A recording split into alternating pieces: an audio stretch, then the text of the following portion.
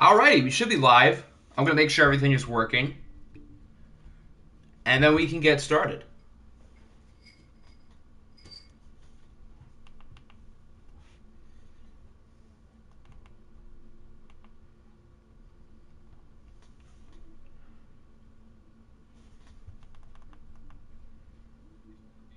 Okay, the audio sounds fine.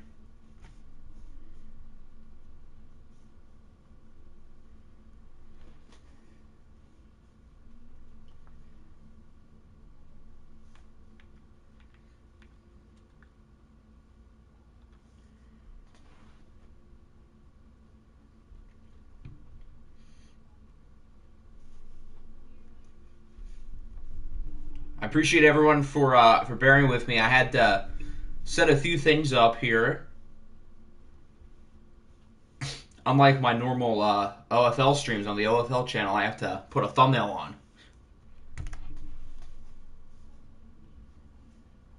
I also had to set up the face cam, which will be up in a second. And then we'll be able to get started.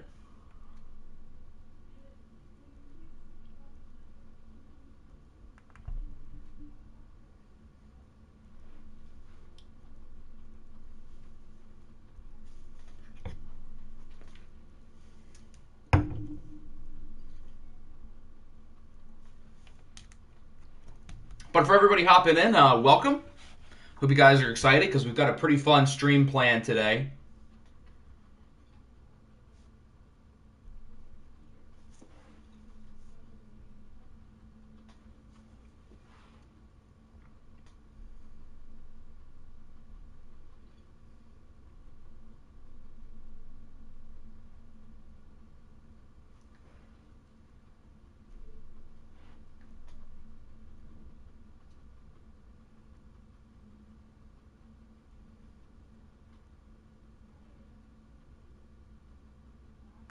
Okay, I think the thumbnail is good. Where do I want to put the face cam? Probably bottom right. Okay, let's see if the face cam is working.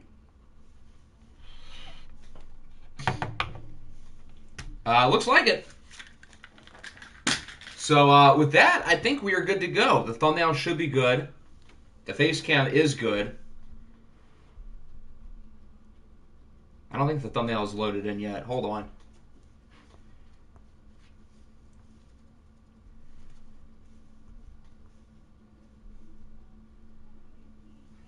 Again, I appreciate everyone for bearing with me. I don't normally stream on this channel, so that's why it's taking a little longer. But the thumbnail should be good now.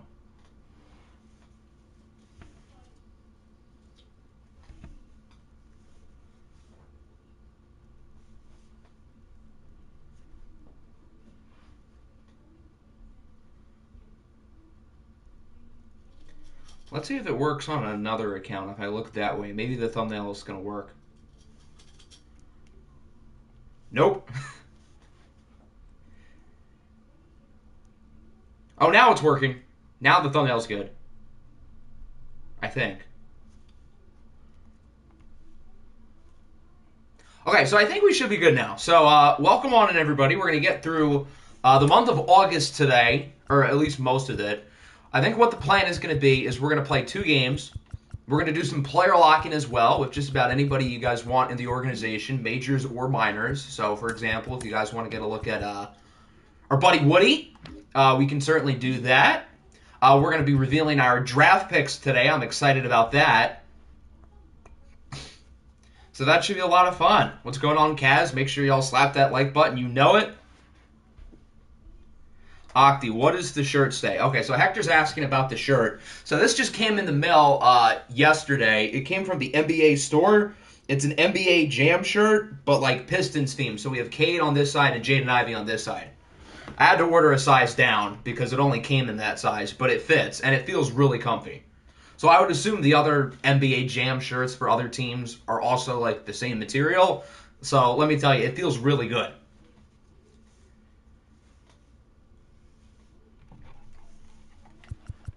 So do we want to start off with our draft picks? I feel like that's how we've got to start off. We would have done this in the last episode, but I figured it'd be more fun to do it live. So, let's take a look, shall we? Are we ready to get a look at the draft class? So here are the ratings for everybody in the class. I don't think you guys can really see the potentials because the chats are like kind of blocking it.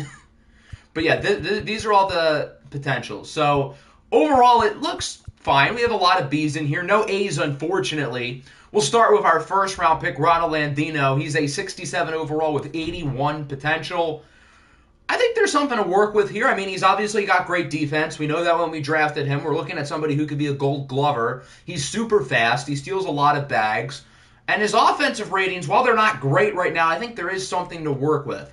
I wish his potential was a little bit higher, but let's say in his peak, those offensive ratings go up by like 15 or so. His contacts are going to be in the 50s, and his powers are going to be in the 60s. That's not terrible for somebody with his skill set. We're looking for him to be our Andrelton Simmons. He probably won't hit for as high of an average as Simmons did, but I think he's going to hit for more power. So I don't completely mind it. I wish the potential was a little bit higher, but he looks fine. And we're going to get a look at all the other draft classes as well. So we'll see what we missed out on with guys like Augustin De La Cruz, who I obviously really wanted to draft, along with the players who we passed on for Andino. In the second round, we drafted Hitoki Nomo, 89 potential. He's only a 60, but this looks pretty good. What is his durability? It is a 73. I also want to check Andino's. 53. Ugh, that's not good. Both of these guys opted out of their medical exams, but after the draft, it came back that Andino was healthy and that Nomo was hurt. So ironically enough, Nomo has the better durability, although neither of them look great in terms of that aspect. But his ratings look fine. He throws decently hard, decent enough break. His per nines look okay. Walks per nine looks good. Does allow the long ball a little bit too much. We knew that when we drafted him. But overall, it looks fine. Ryan Poles, we drafted him because he's an MLB-ready bat. I would say that's pretty accurate. Really good contact, really good vision, good enough power. He's not going to get much better, but that's fine. This is what we drafted him for. Steven Elez, 72. Ooh, at 18 years old. This guy's going to be good early on. Doesn't have great long-term upside, but he could be a back-of-the-line starter or a good long reliever out of the bullpen. Charles Harris, 84 potential, 55 overall. You wish he'd be a little bit better at 22 years old, but he's got a good arm, good speed, offense. I think there's something to work with. J.J. Cohen, super raw, as we expected. He is only 18 years old, though, so again, I think there is something to work with there. He is a long ways away, but I do like the upside. And then Johnny Lundy, 73. Our highest-rated draft pick is our last draft pick. I wish the hits per nine and walks per nine were not his two worst per nines, but in the final round at the draft, you can't really argue with it. So that looks fine. So I don't think our draft is as good as last year. It's kind of hard to top last year with 2 A's and a bunch of really good depth. But overall, this looks fine. So what do you guys think? I think this looks pretty good. About what we could have expected. I wish Andino was a little better, but again, this is what we expected when we drafted him. Nomo, 89 potential. That looks good. And then other than that, no major surprises other than, I guess, the two pitchers being really good right off the bat. But I like the group.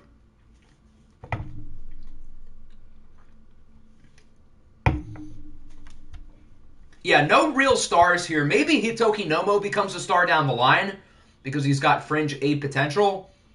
But other than that, I'm not sure if any of these guys are going to be all-stars one day. Let's take a look at the other ones. So the Mets drafted Eric Espinoza. He was projected to be a top 10 pick. I think our scouts didn't really like him, and it looks like our scouts were kind of correct. Juan Villasmil, only 71 potential. It looks like we made a good decision by passing on him because we had multiple opportunities to pick him. He was one of the guys who didn't pass for physical, who we passed on for like 4 rounds after considering him. The Phillies got a really good third baseman with Matt Willard. I don't think we really scouted him at all, but he looks quite good. Giovanni Baker, the number 1 pick, 89 potential, not bad. Not as good as their first-round pick last year, but still pretty solid. The Cubs got a good pick in the first round with Preston. Sean Paulson, I think he was a surprise top 10 pick, but he looks pretty good. 69 overall, hits lefties really well. The Brewers, solid pick in the first round with Lockwood. Earl Berman was a high pick, doesn't look too bad. Giovanni Simone was projected to go really high. He doesn't look all that good. The Cardinals, Maxwell DeMilly, not bad. Jose Campaneris, only 19 years old. Reggie Weller, this was one of the guys we passed on for Ronald Andino. He's a 68 with 85 potential. So in terms of what he brings on paper, he probably is a little bit better than Andino, but the 27 walks per nine really concerns me, even though he strikes out a bunch of guys and he throws super hard. I don't completely hate passing on him for Andino because I just don't know if his skill set is really what I'm fully looking for. And then how about Peter Perez, 48 overall, 81 overall, or 81 potential. Another guy who we passed on because of the medical, 44 durability, dear Lord. That's not good. So I think, again, we made the right decision by passing on him. Phil Weber doesn't look all that good in the first round. Dodgers with a good pick late. Reynolds. Daisuke Fon is a total bust. We saw that one coming. Josh Serrano, he was projected to be the number one pick. He does not look good at all. 58 overall, 73 potential. So he's going to be a fringe major league backup outfielder in his prime. That's surprising for the number one pick. Carlos Guerrero looks kind of like a bust. We saw that one coming. But the Orioles did get some good depth with Vasquez, Russo, and Bo Terry. They went all pitching. Interesting. It's like the Angels a few years ago. They only drafted pitchers. Carmine Castro, this is one of the guys we liked. Yeah, he looks pretty good. 66 overall. I think it's at 87 potential. He went the pick before us in the first round. I would have picked Andino over him, but he looks pretty good. And then Cesar Guevara, we wanted this guy. Ooh, 92 potential. He looks good. Yeah, he went right before our pick in the second round. This is another guy who we were very high on. That's unfortunate. Yankees, nothing too exciting. Tampa Bay, Steven Ryu, we didn't think he'd be all that good. Buster Payton, 72 overall, but potential's quite low. Luis Trevino, this is another guy we passed on. 83 potential, 71 overall. So he's good right off the bat. Very good contact, solid power. He looks like he's very well-rounded, which is what we said about him when we passed on him. But when we looked at him, we knew he was super well-rounded. 39 durability, though. That's not good. That's worse than Trevino. So even though he looks like a slightly better prospect than Ronald or Andino, why did I call him Trevino? This is Trevino. But he looks better than Ronald Andino, who we drafted, but his durability is even worse. Cleveland, Rodney Dunbar. This is another guy we liked. 88 potential. He's good. He's probably a better prospect than Hitoki Nomo. Another guy we thought about in the first round. He has 59 durability. Why do all these guys have such low durability? Or at least all the guys that we liked. Mariano Rosas, we called him the safest prospect in the draft. That looks pretty accurate. 72 with 88. What's his durability? 43. Yikes. These guys cannot stay healthy. Gus. Oh my, he's good. Augustine De La Cruz, 74 overall. This guy can mash. There's a reason why I wanted to pick him. I know we don't need a player like him, but he was still my top guy, and clearly for good reason. His offensive numbers are probably better as an 18-year-old right now than Ronald Andino will ever be. He cannot play like a defense, and of course he happens to have good durability at 92, but all of his offensive ratings, contact, power, vision, discipline, clutch, they are all really good. Whoa, he's good. I'm jealous. I want that guy on my team. Him and Woody Landry together would be nasty. The Twins only had 4 picks. Kyle Brown looks pretty solid. Ryan Dudek, 96 potential. Hello. Is that the highest potential we've seen? I think so. Yeah, no generational players. I don't think there's going to be any with this group. Esteban Espinoza, the 3rd pick. He looks solid. We were surprised when the A's picked him, but we did like him. The Mariners. The Mariners took a lot of guys we liked. Lamar Ash in the first round. They drafted a lot of contact-hitting outfielders. They drafted like 4 players who are very similar in skill set. But Lamar Ash looks pretty good, 89 potential. Orville Morton, this is the guy we almost drafted in the 2nd round. He's basically the same player that Lamar Ash is. They are like identical. They're both... No, I think Morton hits lefty. No, they're both righties. Okay. Yeah, so they're literally the same player. He's a 60 with 89. That's kind of funny because the guy we drafted over him, Nomo, is also a 60 with 89. So they're exactly the same, and they're both 18. Casey's another decent outfielder, as is Alan Carrillo. So they're stocking up on corner outfielders. The Rangers, not a bad pick in the 2nd round with Quisenberry. The Braves, Mike Gonzalez, he'll be really good right off the bat. 73 overall. We did like him. And that brings us back to us. So overall, pretty good draft. I think the common theme with this group is that everybody's like hurt. So with that, we will enter the month of August. But before we start, I do want to make a quick roster move. It's kind of the big one, which is why I saved it for now. I think it's time to call up Jacob Berry. I do want to hear what you guys think about this. But he's a 75 overall. He hasn't necessarily lit the world on fire in AAA. 7 homers, 237 average, under 700 OPS. But he does have a positive WAR. I mean, he's a really good player. Good defense, switch hitter. I think he's ready. And unlike all those draft picks, he has good durability. So I think I'm ready to call him up. With us trading away Gene Segura, we don't really have a set third baseman. So I think that is the plan. Seems like everybody's excited about that, as I would hope. He is a big-time prospect. I think he has 89 potential, so he's still got a lot of room to grow. I think we're going to send down Groshans. He hasn't been all that good. So we'll kind of just swap them in the lineups. Yeah, Groshans can play third. And then what position am I missing here? It looks like I'm missing catcher. I did make some roster moves off camera as well before we started for the minor league teams. And then through the big leagues, obviously I want Jacob Berry to play. I think we could do something like this. Have LeBlanc come off the bench. I do like LeBlanc, but yeah, I kind of like this. And then versus lefties,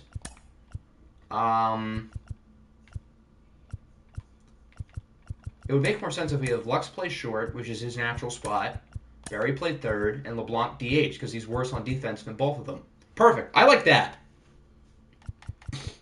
I think this is the first time I've ever seen your face. I think this is probably the first time for a lot of people. So, we're going to player lock Jacob Berry's debut. We're going to do some more player locking throughout the day. Oh, are we playing against a lefty? Yeah, you say Kikuchi. That's perfect, because Berry's higher in the lineup. I think I might do, like, in the next episode, like a short highlight segment of the stream. And we'll probably showcase Jacob Berry's debut in there. So he gets to make his debut in Toronto against the Blue Jays, who are pretty good. They're 59 and 50. We're 54 and 55, trying to climb back up to 500. There's Mr. Berry. I'm going to have to change his jersey number. 82 is not it. Yeah, so he can wear 82 for this game, and then we're going to switch him out of it. I should probably move the face cam. Hold on. How do I do this? I'm not used to using the face cam.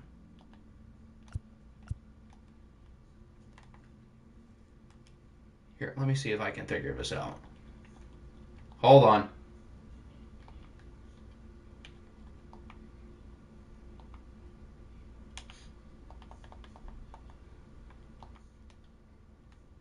Okay, I should probably move it to like the top right. Wait, what did I just do? Hold on, I messed something up. Hold on. We'll be good in just a second.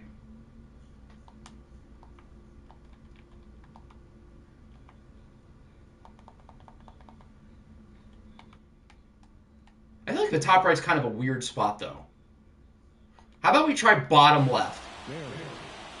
Okay, we're already down. Fantabulous. Yeah, bottom left looks good.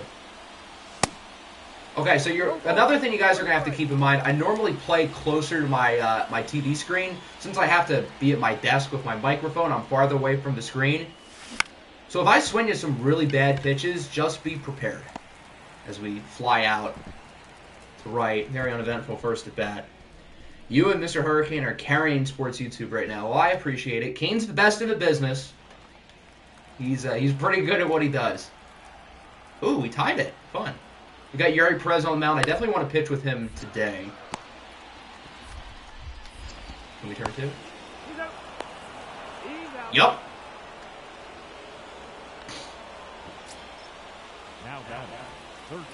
Alright, we get another at bat here. Hopefully, can the chat like not block the scoreboard? I can't see what inning we're in. First pitch, swinging. Another fly ball into right. That one went deeper. We need to be working some counts, though. Jacob Berry does have good plate discipline. Is Blockelty in the MLB yet? No, because he's a custom player, and the custom players are not in the draft class because I cannot edit the draft classes. All right, now we're hitting from the left side of the plate. 1-0. Good eye. Again, I got to get used to having plate discipline farther away from the screen. No. Good eye again. 2 balls, no strike.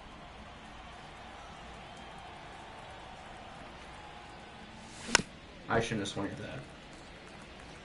The low ones are the ones that kind of trip me off a little bit. I'm good at detecting something that's inside or outside, but sometimes the low can get me. Not that one, though. So he's a switch hitter. Yes, he is. Jacob Berry can hit from both sides of the plate, which is obviously a major asset. A lot of our best offensive players in the organization hit left-handed. Wait, was one of those pitches called a strike? Okay. So now it's full. I thought that one pitch was a ball. So now we're full. Ah, that was right down the middle. Good at bat, though. I mean, we were able to work the count. 6 pitches. But he is now 0 for 3 in his debut. He's going to get one more at bat here in the top of the 9th. Most likely one more at bat. Trailing by 2.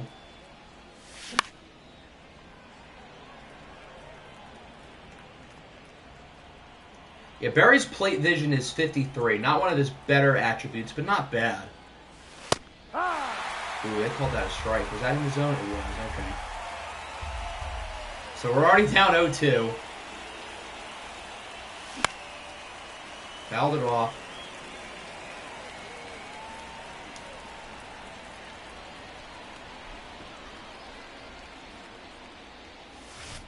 Good eye.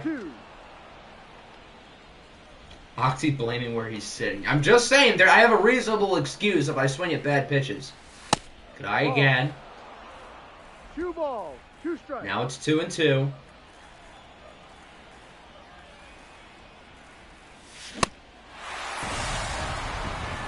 Not a great debut for Mr. Berry. 0 for 4, 2 strikeouts, and we end up losing to the Blue Jays. I assume same score probably? Yeah, 5-3. Homers for Fortes and LeBlanc. Yuri Perez, he wasn't bad. Connor Prelup with another disaster class of an outing. Not as bad as his first one, but still pretty bad.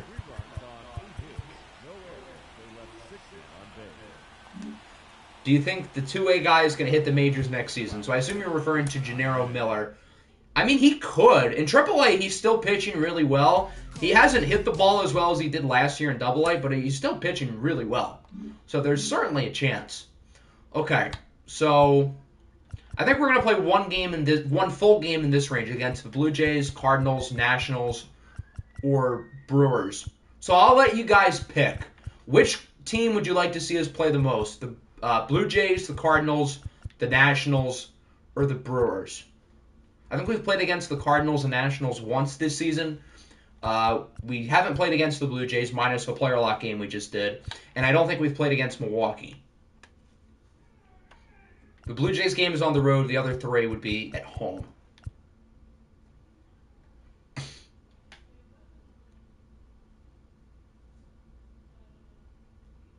I see a lot of Brewers. I was kind of hoping we'd play the Brewers. Brewers are kind of about an hour range towards the middle. Okay, we can roll with the Brewers. So we'll simulate through this series against Toronto. We've got Sandy against Manoah. That's an interesting matchup. Okay, we win both games. So we win 4-0 and then 7-5. We'll simulate this series against the Cardinals at home. And we take 1. We won the game that Edward Cabrera pitched. His ERA looks a lot lower. Did he have a really good outing? Sure did. 8 1/3 innings, only allowing 1 run. He had a shutout into the 9th. Couldn't hold it, but still a great performance from him. I got to change Jacob Berry's number. You guys are right. Hold on.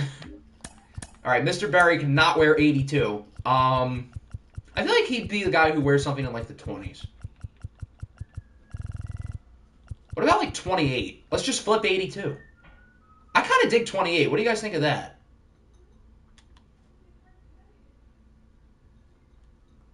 '28, Adrian Peterson. I don't know if Jacob Berry's an Adrian Peterson guy, but I don't know. 28 just seems to fit him. Some people seem to like 22 as well. Here's 22. 22 is cool, but I think I don't know why 28 just looks right on him. Who isn't an AP guy? That's a good point. AP was pretty good. Does anybody else wear 28, or can he get it? Okay, so 28's not available. Okay, 22 can be the backup option. Who wears 28? Trevor Rogers wears 28. Okay. 22 is also not available. That would be because Sandy wears 22. Okay, they gave him 24. 24 seems fine. In college, you were 14. Okay, what about 14 then? Does anybody else have 14? Who has 14?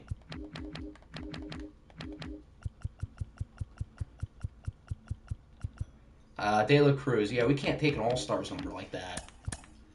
Yeah, why not just go with 24? Because that one worked. That's kind of similar to 14. It is before. So yeah, he can wear 24. 24 looks pretty good too. How's he doing in his first like 6 games, by the way? Okay, 278. Not bad. All right, we'll simulate this series against the Nationals. We should be able to take care of business, and we do. We sweep them, including this game, 11-4. 2 homers for Tellez, 2 home runs for Gavin Lux. Tellez drove in 6 runs. Wow, Sanchez went deep as well. Good stuff. And Trevor Rogers pitched well, too. So that brings us to the series against Milwaukee. Here are the pitching matchups. We've got Luzardo, Yuri Perez, or Sandy. He's going up against Corbin Burns. That's interesting, although I did want to pitch with these two today, Luzardo and Yuri Perez, because I don't feel like I've pitched with either of them a lot. Would you guys rather see Luzardo or Yuri? Are the Brewers getting moved? That's a good, timely question, because for those of you who do not follow my second channel, I have a podcast with my buddy Nickinator, and we talked about that in the episode that's going to be up probably today or tomorrow. So if you go to the Octi's Draft Talks channel, you'll be able to hear more about that. Shameless plug. I see a lot of Yuri. I figured Yuri would win. And we win that game 3-1. Good outing from Jesus Luzardo. The team's playing really well so far in August. Look at this. We are 1, 2, 3, 4, 5, 6. We are 8-3. Not bad. All right, so that'll bring us to this game against Milwaukee. We'll play the whole game. I kind of dig these jerseys for the Brewers, and then I do want to wear our throwbacks again. I think it's the 1995 throwbacks, but with the teal helmet, or the teal hats and helmets. Open or close? Let's go with close. I feel like I haven't done close in a while.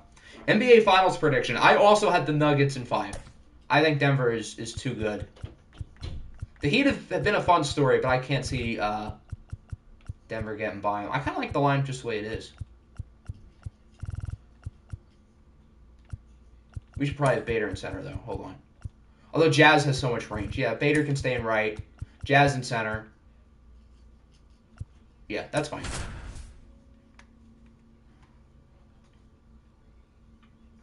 Jokic is just too good. Yes, he is. Jokic is different. I thought he should have won MVP again this year. Not that Joel Embiid isn't deserving, but Jokic is a different animal. And I'm rooting for the Nuggets anyway, not just to push the Jokic agenda, but so my guy Christian Brown can get a ring. He'd be the 5th player to win a national championship and then win in the NBA Finals the following season. So that's pretty good company. All Christian Brown does is win. Yuri looks clean in the throwbacks, I can't lie. Who you got in the Stanley Cup? I don't follow hockey enough to have a good answer. I've always thought like hockey was like a cool sport, but I just like don't know that much about it. Who even is in the Stanley Cup? I know Florida is. Did Vegas win their game? Isn't Florida like the 8 seed? So like basically like the hockey version of the Heat?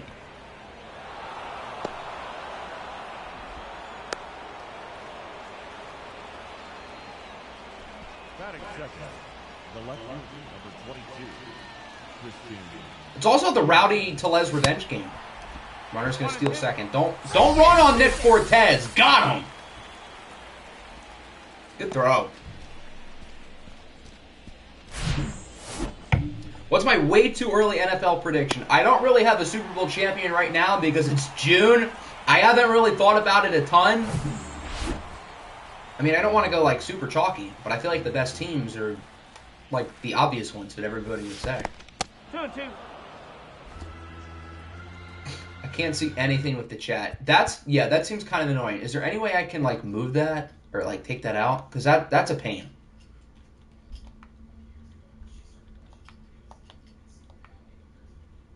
Oh, I got it.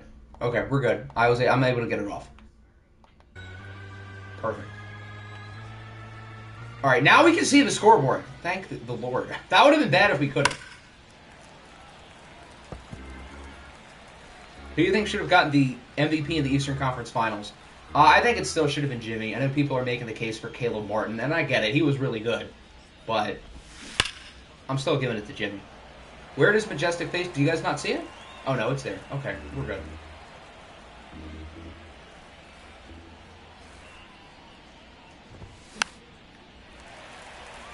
Trayvon Walker has a breakout season. Jags to the ball. That'd be cool. Shout out to my guy, Trevor. My fellow Lauren Locke's brethren.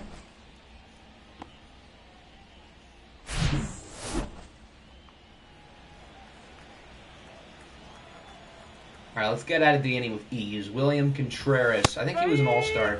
He was not better than Nick Fortes. Nick Fortes got utterly robbed. Ball. 2 balls. 2 Detroit KC. I like the way you think. The things I would do for the Lions to just make the Super Bowl in my lifetime, let alone this year.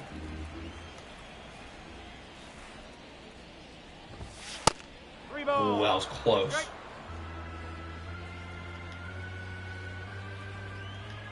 Full count. I'd rather not walk him. Oh, that hit him hard. Yeah, he's going to get on. That's got to sting a little bit. Poor guy.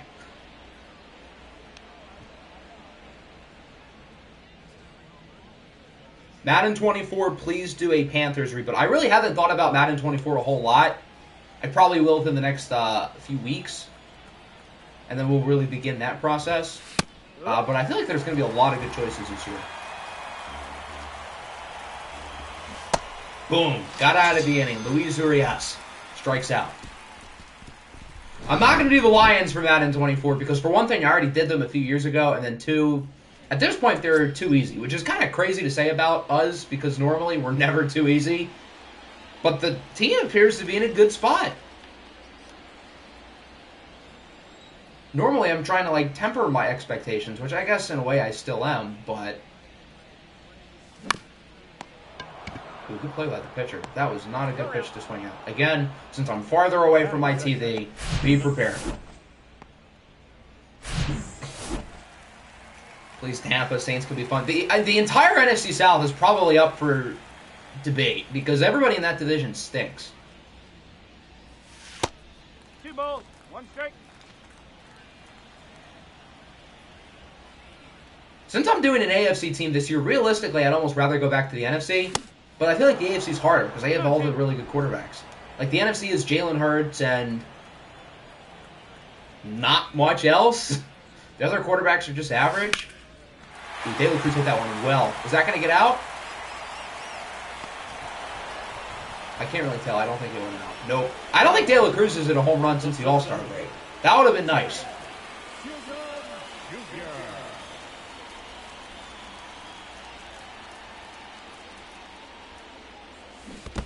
Ooh, I thought that pitch hung down. That was a good pitch. Yeah, out. And I tried the new Super Mega Baseball yet. I've not, but I've heard good things. So I might give it a purchase. We'll see.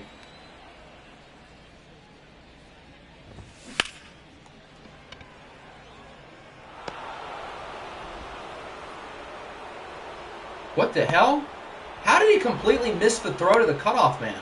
I didn't even try to throw it to second. I tried to throw it to the cutoff man, and he just overthrew him. Not good, Jazz. A single and a double, there's a big difference. Because now he's in scoring position.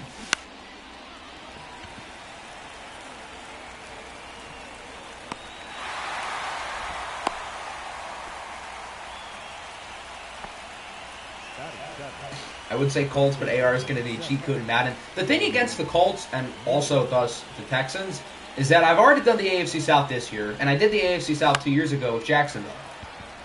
So I don't really want to do the same division again, especially considering the AFC South is not good. But the Colts and Texans otherwise are good choices, so I probably would still have them on like my long list. But I don't know if I'll seriously consider them.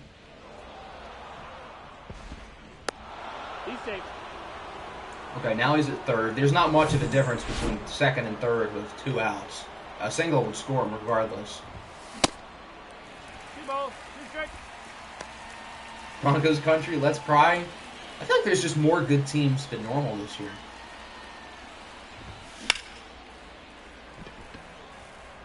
Right, way to get out of the inning after the poor defensive play early.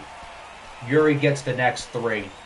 Yeah, AFC is Mahomes, Burrow, Allen, Herbert, Lamar, Rodgers, Tua, T-Law, and other solid quarterbacks who'd probably be top 5 in the NFC.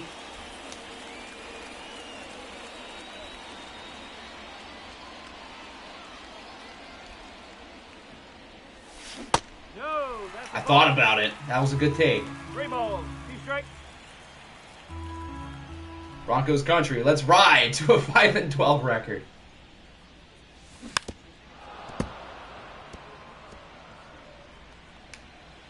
I mean, Denver should be better. I think Russell Wilson can play better. Especially having Sean Payton in the building. That'll be helpful.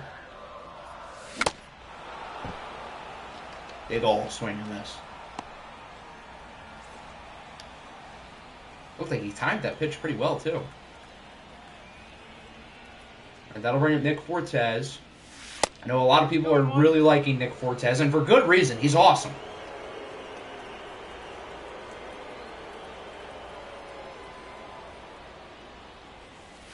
Good eye. When starting a franchise, did you pick a simulation or custom team? Can you actually set your lineups in custom mode? I picked simulation because I think that's like the most realistic setting. So I don't know exactly how it works in custom, like if it's any different or not. Ooh, they called that a strike? And I guess it is in the zone, yeah. Fair enough.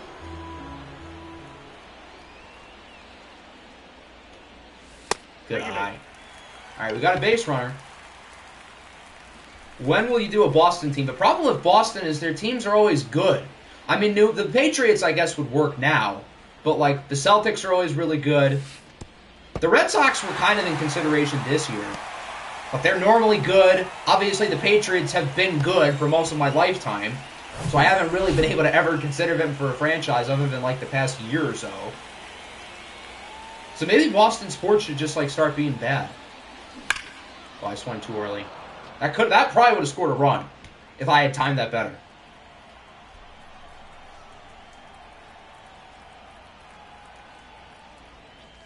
Gavin Lux is hitting 320. What is with these pitches? Cortez has been able to move from first over to third.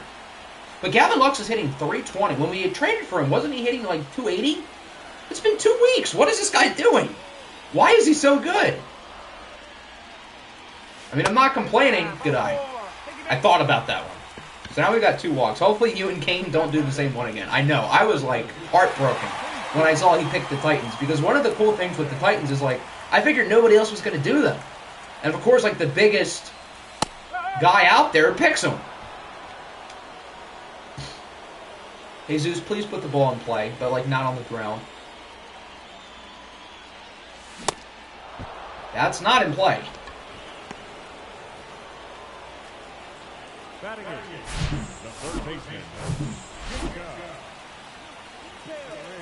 And that'll bring up Jacob Berry. Does he have a homer yet? He does. Hitting 241. Not bad. Better than he was in AAA. Should not have swung at that pitch. You and Kane share the same mind. The way I view it is great minds think alike. We hit that well. That's going to drop. That's going to score a run. Good stuff, Mr. Berry. So we drive in Fortes. We're on the board. Good work. No one's going to do the Jets because they'll see A-Rod, but year 2, A-Rod won't be there. The Jets is kind of an interesting one. I do like the way their roster has been constructed. Sauce and Garrett Wilson were 2 of my favorite players in that draft. And obviously they've turned out quite well. But that is an interesting one because Aaron Rodgers is older and the team is supposed to have expectations to do good. So that's an interesting one.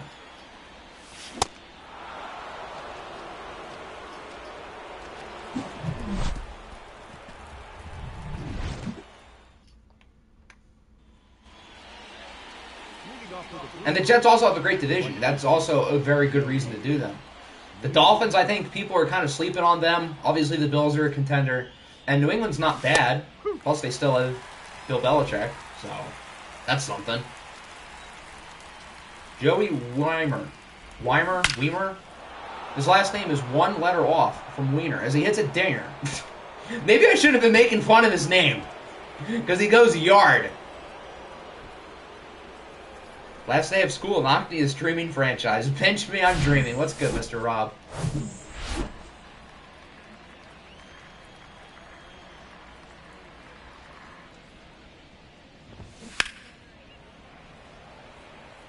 And what's good, Big C as well? Welcome on in. Steelers, as it pains me to say it. The Steelers are an interesting choice as well. They're kind of in the same boat as New England because they're always good. But they, based on where their roster is now, they would be an interesting choice. I've done a complete 180 on Kenny Pickett. I was not a huge fan of him coming out of college, but now I really am starting to like him. And they've got some intriguing players. Is he going to take two? He is. We can get him here. I don't think we're going to get him.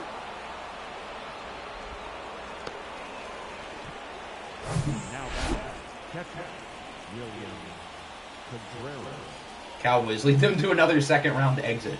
Why do you need me to do it when you can just watch the real-life Cowboys do it? Okay, now you're starting to get rocked a little bit. He was looking really good the first couple of innings. Lakers, if Braun retires. I don't think LeBron is retiring too soon. I think that was more so just speculation from the media rather than anything serious. I think he's still got 3 or 4 years left. Maybe not 4, but I think he's going to still play a while, especially with Bronny potentially coming. We'll see. Oh, that might score too. That's not good. Yuri was looking so good to start. Now he's getting rocked. No bueno.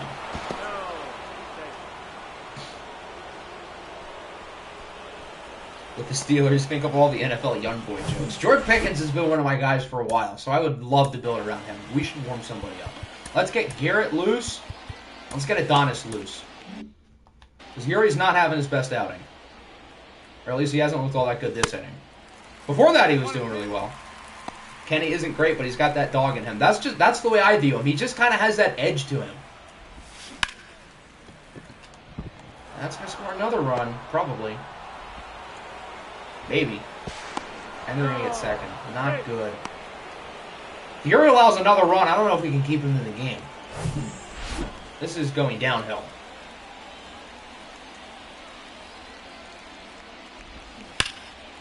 What difficulty am I playing on? I play on All-Star for hitting and pitching. I'm not going to play on Hall of Fame unless you guys would want to see me get killed every game. But on the flip side, obviously everything before All-Star is like too easy. So I think the difficulty I've used this year has given me a good balance. I've won around half the games I've played, which is pretty much what it should be. I mean, the team has won roughly half the games. I ever streamed on Twitch. I have not for a while, but I do have a Twitch account that I have used in the past. Do I play all Madden for the Titans? I play all pro. All Madden is too much. Yeah, all pro with tough sliders, and we get them looking. Not a good inning, though. Yuri allows 4. I think based on how he ended the third inning, we can keep him for a little longer, depending on how he pitches, but he's going to have a short leash. Cam Reddish holding on for dear life, trying to stay on the team. Well, I have no plans of getting rid of him. I mean, he's good for what he provides as somebody who can be a catch-and-shoot player on offense, and then defensively he's good. He's on the last year of his deal, but he doesn't seem to be asking for too much money, which we'll probably talk about pretty soon as we get closer to the contract extension deadline. Getting into 2K now, what are some teams you recommend? Are you looking for something that's like a real challenge, or something that's like a funner, young team who's not good, but is a little easier? 3 and 2. Don't disrespect Cam Reddish. He is, in fact, a dog. If you could start an NFL franchise with any non-quarterback, who would you start it with? I think somebody asked this in an OFL stream last week. My answer is Michael Parsons. Have somebody who can rush the quarterback, who's as young and good as he is, sign me up. We're doing the Blazers right. Got to keep the Reddish meme alive. But Reddish is a free agent. Why did I swing with that? What if Cam Reddish is not on the Blazers next year? The Blazers are a team I've been thinking about for a while. I almost picked them this year. Had the Knicks traded for Donovan Mitchell, I would have picked the Blazers. So, I almost did them. Have I ever watched American Ninja Warrior? I have not, but it seems cool, I guess. You're out. Why don't you use the PCI for this franchise? I've just always kind of used these settings. I've just gotten used to them over the years, so that's why.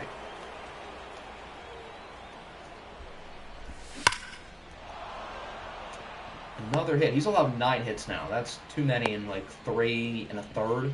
So if he allows another base runner, we're probably going to yank him.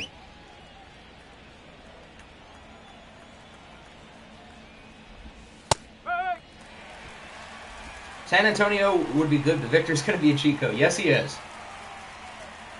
The rest of the Spurs roster is intriguing. I think it's better than people give it credit for. They don't have any like young players who are going to wow you. Was that fair? I thought that was foul. Okay, Yuri's going to get yanked. Good. Not good.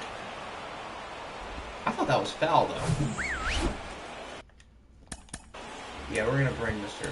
Yuri in the game. Try to clean up this mess. Against former Marlin, Christian Yelich. Pick up the ball. Throw the ball. What is he doing? Now he's in there. Good Lord. Double play ball still in play, though. That's not a double play. Jeez. This is brutal. They might get 2. They will get 2. Ouch. Hey. Peak level pitching. Normally, in an episode, I wouldn't, like, simcast through the end of the game, but if it gets bad, like a blowout either way, and this game clearly in favor of them, we can simulate later in the game. Oh, my Lord.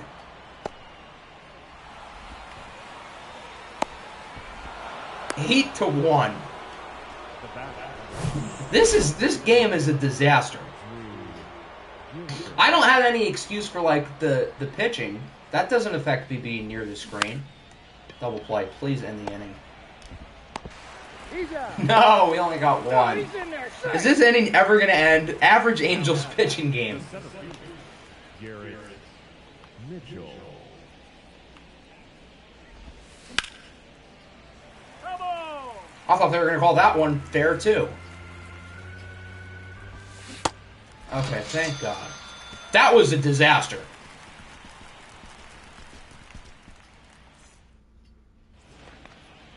Almost as disastrous as my math grade. The first baseman. Well, you should probably fix that.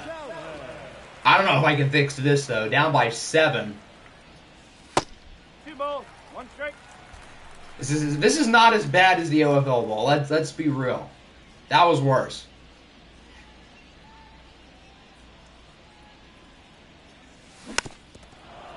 A Rowdy Dinger would be nice right about now. Cut the lead to 6. It's like the meme where Chris Paul hits the big lead to cut it to 43. That's what we need right now. That was a good pitch. I'm surprised he made contact on that.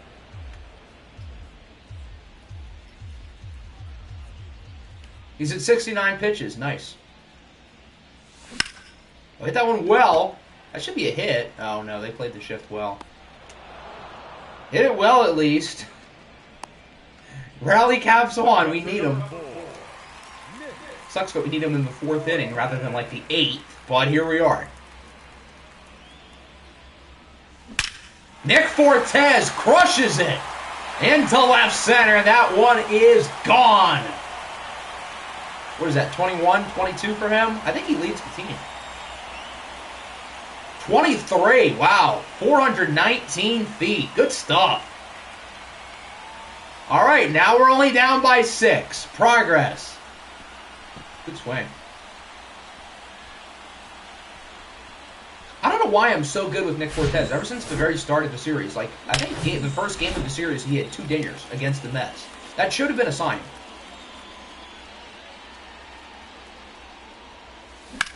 And Gavin Lux hits this one well into center. I don't think it has enough. No, hit it well, though. We're hitting the ball well, finally. It'd be nice if we weren't down by 6, but at least we're hitting it well.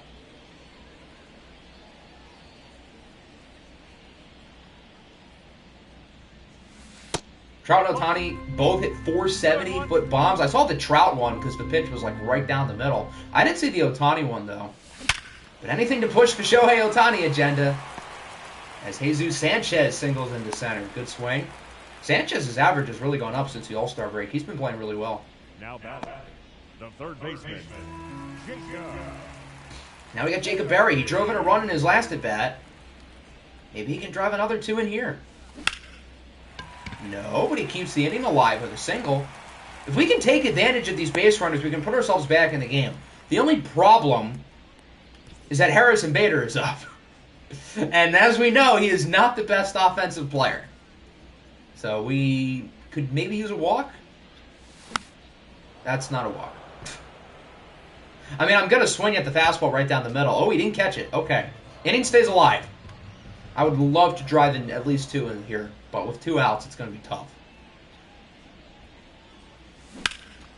Hit it well. Okay, they're going to make the play. He did hit the ball well, though. That was not a bad bottom half of the inning. All 3 outs were hit well, and then obviously we had multiple hits, including the homer. The only problem is we've allowed 8 runs and 13 hits through 4 innings. Going into the stream, I was a little bit more worried about my offense because, again, of how far away I am from the TV. But that has not been the issue. Not that the offense has been, like, great, but 2 runs, 4 hits, I mean, it's not bad. But 13 hits is a lot in 4 innings. I was worried he was going to square up on that one. I mean, he kind of did. Ohtani is going to be a Tiger. I wish. The things I would do to have Shohei Ohtani, who's probably already my favorite player in the league, because I've had to defend him for years. I had to defend him from the Vlad people last year. I have to defend him from everybody last season, because everybody thought Judge deserved it, which, to Judge's credit, he was awesome. I don't want to take anything away from him. But Shohei is a total unicorn. I don't think he's very interested in Detroit, though. Okay, what is with the Brewers' offense? Why are they hitting the ball so well? They have 15 hits. That's more than most teams get in a game. We're in the 5th inning.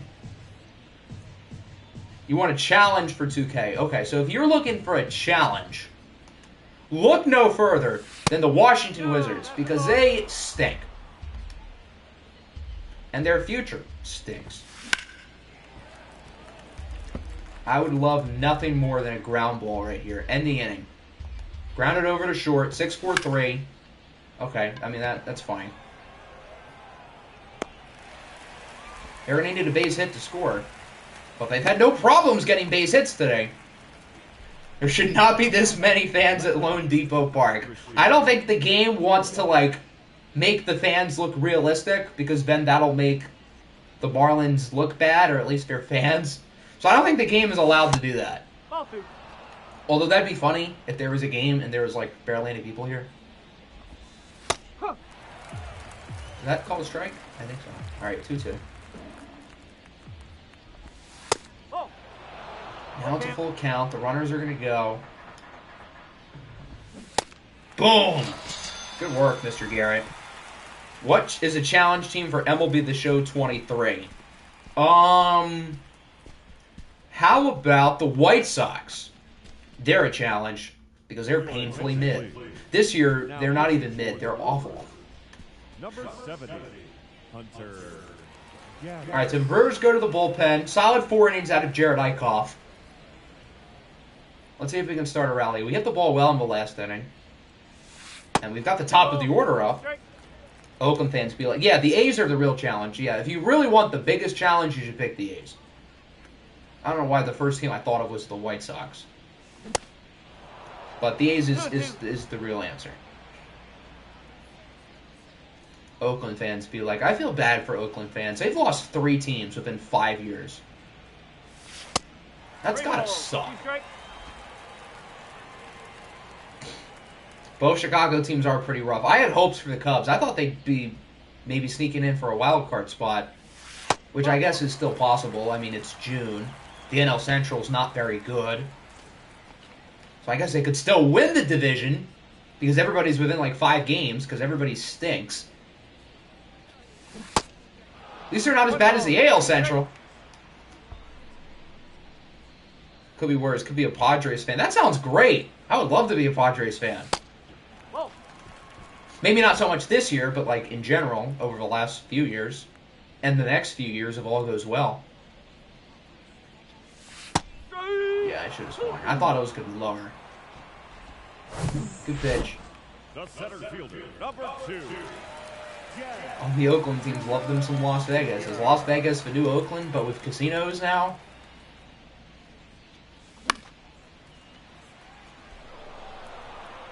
Cubs looked great in the beginning of April, and then they progressed hard, which is weird because in May is when they've had Christopher Morel going on a tear.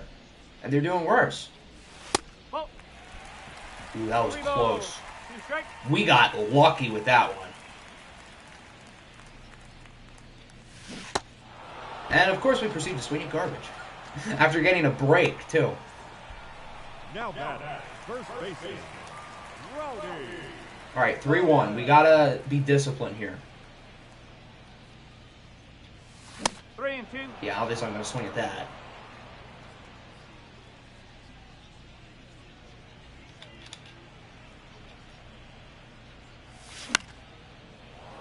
Topped it. I timed that well, but Rowdy did not get that one strong off the bat. Still trailing by 6. If the lead is still this wide after the 6th inning, maybe we'll do some simming. Because I don't know how possible of a comeback we're looking at. 1-2. Well, how's Garrett's energy? Okay, he's fine. He can make it through this inning, assuming he pitches well. William Contreras is 3 for 3. So we should probably look to get him out. And we do. Got him looking. That pitch looked low. But, I'll take it. The umpires have been helping us out. We're still down by 6. Ball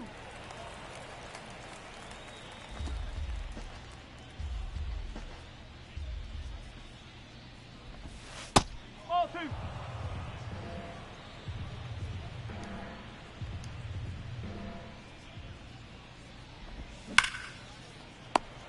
Good work. Just need to eject Tyon into Lake Michigan. The umps might be feeling bad for us. That's why they're helping us out. They want to make the game competitive for you guys. It hasn't really worked though. What PCI settings do you use? I think it was episode 3. I went through all of my gameplay settings, and I don't think I've changed any of them since then. So I think it's early in episode 3. I went through most of it. So you'll be able to find it there for anyone else who's interested as well. I think it was episode 3. It could have been 2, but I think it was 3. 1, 2, 3 inning, good work. And Fortes, of course, hit a dinger in his last at bat. Another dinger would be nice right about now.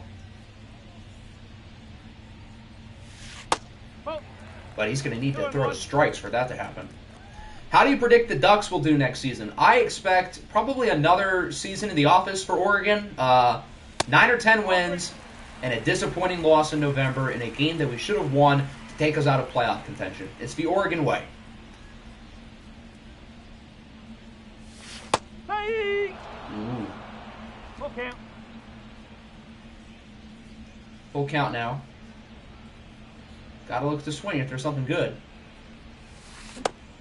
I thought that was going to be high, and then I saw it curving in, and I reacted too late.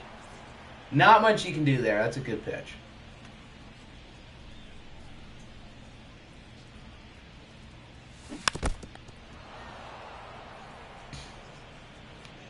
Now it's time for Mr. Lux.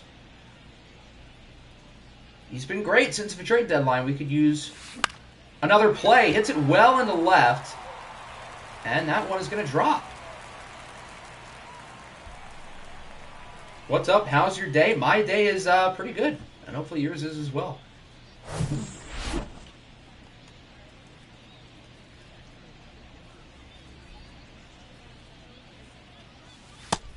Good eye. That was a tough one to lay off. 2 balls, 1 strike.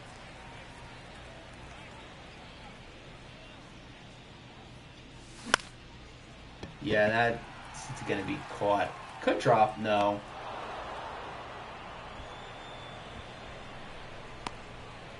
Florida doing the usual 6 and 6. The third baseman, number 24. Does Florida know who they're starting at quarterback next year? I know they've got a few guys in the race. At least I think so. That's 4. Take your base. Jacob Berry has reached base all 3 at bats today. 2 hits and a walk. And that'll bring us back to Harrison Bader. Why is Harrison Bader being put in these big situations? I don't like this. Could anybody else be up at the plate than Harrison Bader right now? Okay, we're down by 6 with 3 innings to go. I think we'll start to... Oh, they got Graham Mertz. That's right. I forgot about that. We'll do some simming. We should probably put in a new pitcher. We'll put in Mr. Takadopoulos. What happened to his ERA? Oh, that can't be right. He has not thrown 23 innings. He's safe. Yeah, his ERA is glitched. He has not thrown 23 innings. He's out. Okay, they drive in another run, and they hit a dinger. So we'll take him out. Out. 3. Jazz hits a dinger. We'll keep one in. He's out. Good. Ball 4. Take the base. Not much in the 8th. We'll get... Wait, why does it say Braxton Garrett? I just pitched 2 innings with him. Huh. That's weird. Out. 3. Out. We're going to have him come back in the game. I'm pinch hitting Bader. He's not good. He's out. You're out. Out. Not pretty. We lose 10-3. The pitching was not good. Not good would be generous. The pitching was horrific. How many hits they had? They might have had 20. 17. They had 2 hits after, like, the 4th inning. Progress. So I guess the bullpen was good. No errors. They left 6 men on base. For the Marlins, 3 runs. 6 Okay, these stats are wrong. How do we have 6 RBIs? Yeah, these stats are all wrong. I don't know why it's glitched. 45 minutes. Yuri did not pitch 5 innings. Gavin Lux did not drive in 3 runs. Nick Fortes did not have 1 at bat. I don't know why the stats are completely wrong. Hopefully the stats of the actual game save. I've never seen that. Why are the stats like completely wrong? Is it because I simulated? That doesn't make sense. It has the score right. We lost 10-3. But the stats are all wrong. What the hell? That's so weird. Okay, whatever. I don't know what the deal with that is. But let's do some player locking. What about in the minors? So I will let you guys pick. Is there anybody specifically in the minors you would like to watch? I think I know who's going to win, but there are some good choices across the board. Khalil Watson's been fun. Joel Beltran will be interesting. Obviously, Woody. We can hit with Gennaro Miller. I don't really want to do a pitching player lock because if I do that, I might as well just play the whole game. Kevin Alcantara is back in AAA after doing really well in AA. He'd be an interesting one.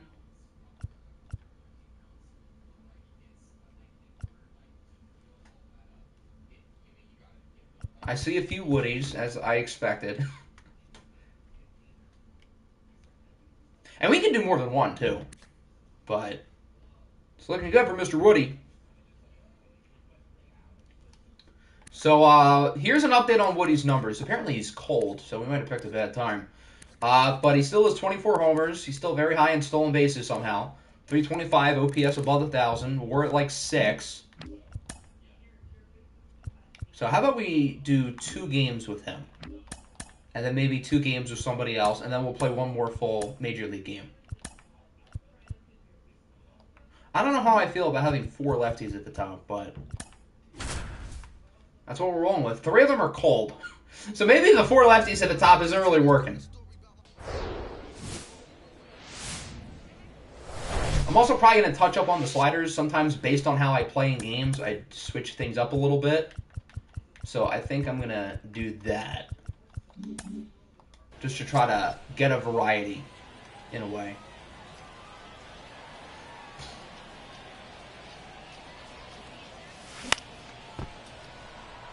Woody took a cut. I didn't even do a power swing there. I clicked the X. He looked like he was going for the fences, though. He wanted that one. Not a good one. Just one, yeah. All right, now we're down 0-2. So we got to protect, but we also have to be prepared for a pitch out of the zone. So we have to be smart. Not the worst decision. It would have been a ball, but sometimes you just got to protect.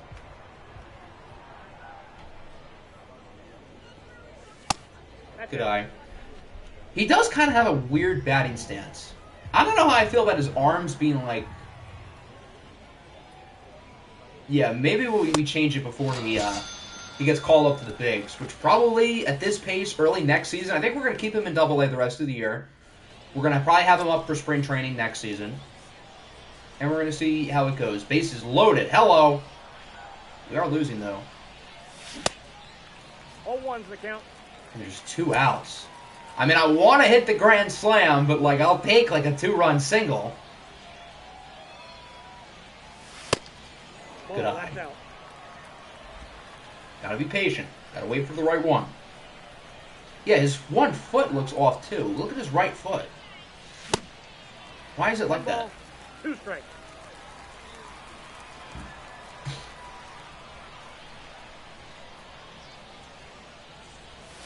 Ball.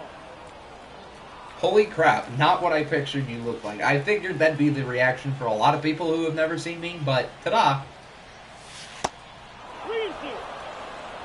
Full count. A walk is fine. A walk drives in a run. Yeah, I'm confused by his foot. That looks so wrong. Okay, that should drive in 2.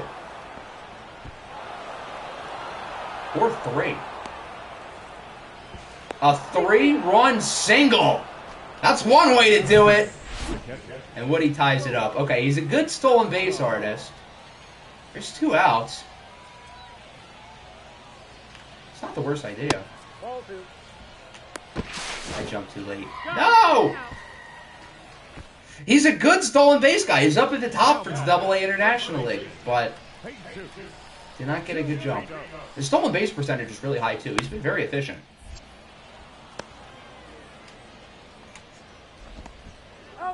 We should probably react quicker there, but we got the out. It's fine. I got a big wood for Woody. Game's still tied here in the 5th, 4-4. Woody, of course, with 3 runs driven in. I was going for a square there. I was trying to get the dinger. So now we're behind, though. Maybe we just focus on contact or X. He's going to have ankle problems in his career. Yeah. That looks so weird. I can't imagine, like, going up to bat and having my foot, like, facing that way. That just looks wrong. I never noticed that before one of you guys pointed it out. But, yeah, that looks really weird. And that swing was also weirdly bad.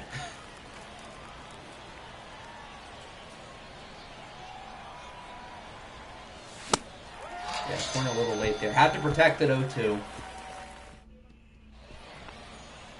Now we're winning, though, 6-4.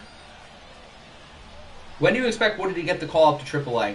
I don't think it'll be this season. Should not have swung at that pitch, but I will take it. It's going to be close, he's safe. All right, cool. We're going to keep Woody in Double-A the rest of the year.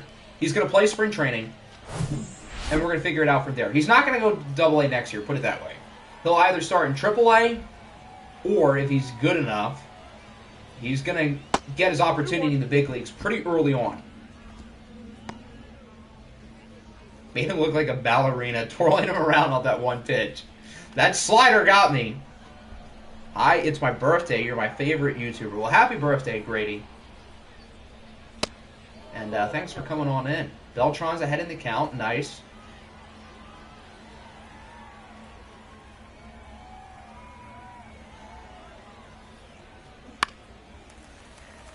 Okay, now it's full, so when he throws it, we're going to go. But not too early. He's safe. You're not getting me, Mr. Phillips.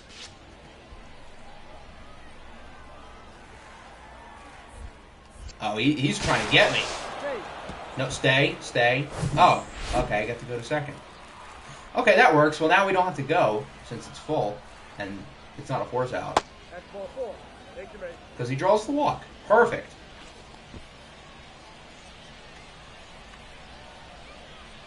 Now, Jose Gerardo's up. Gerardo's numbers have not been great. He's hitting for good power. But his average is like 220. His on-base is like 260. He's not drawing walks. But he could be a quiet dud-of-the-year candidate for the minors. Nope, upstairs. Obviously, Woody, certainly a stud-of-the-year candidate with how he's been playing. The expectations were high, but he has also smashed them. As Gerardo strikes out. Yeah, we're still up here in the ninth. Woody's been solid, 2 for 4, 3 RBIs. 0-1. That fastball had some nasty movement.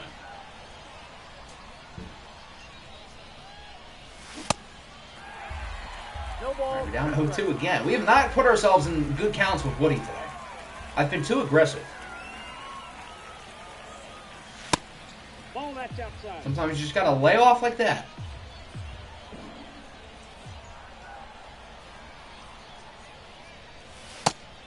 It's like the first couple pitches I just instinctively swing, and when it's 0-2, I'm like, I gotta be smart now. And now we're actually looking at pitches that are not strikes. Not that one, though. I think he's thrown 5 balls. Yeah. We should be on first base. And strikes out again. So he had 2 hits, but he also struck out 3 times. We do get the win, though. 8-5. Okay, did the stats actually save? They looks like they did. Khalil Watson went deep, as did Fletcher Vance and Ethan Wilson. The bullpen looks like they were really good. Okay, so we'll do another player lock game with Woody. We might do one more player lock and then one more game. I think that's the plan.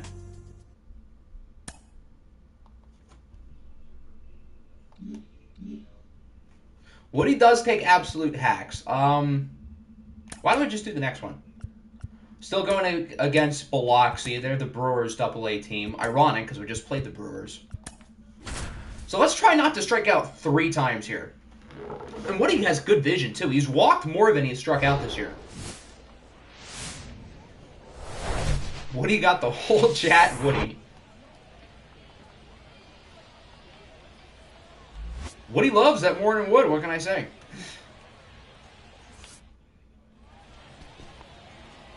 Okay, we do have the base runner here. We're facing off against the lefty. Woody has been really good against lefties. His contact against lefties has gone up by like 11 this year. Something ridiculous. He's safe.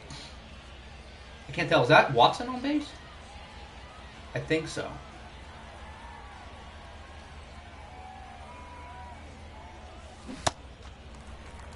That pitch came in slow. That was a good pitch.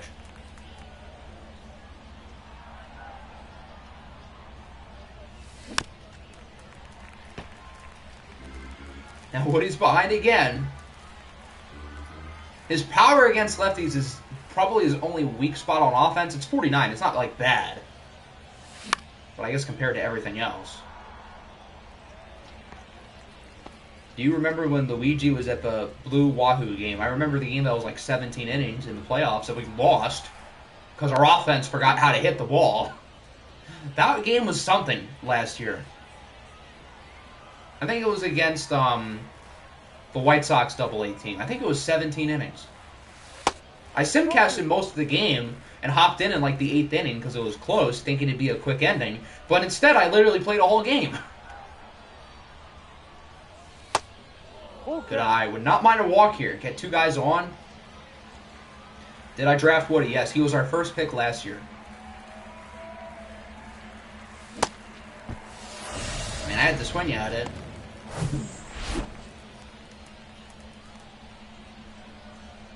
All right, Woody's back up. Got another runner on. We're down 4-0. No. 1 ball, no strike.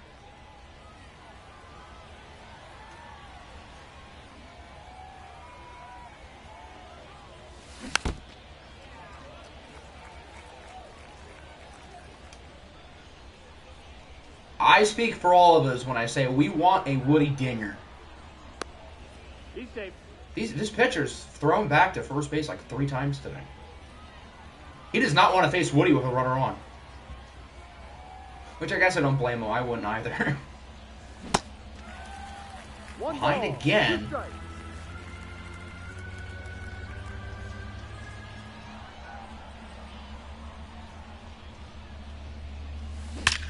Oh, he hit that one sharply. That's going to go in the gap. That's going to be 2. That should score the run. Okay, it's not a dinger, but that'll do. An RBI double. That'll put Pensacola on the board.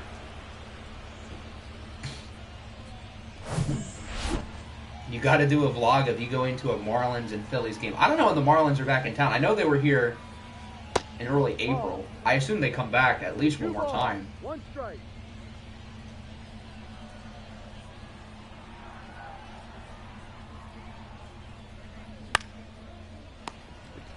Yeah, I don't think we're going to score here. Not a bad at bat, though. I think we had a full count, or close to.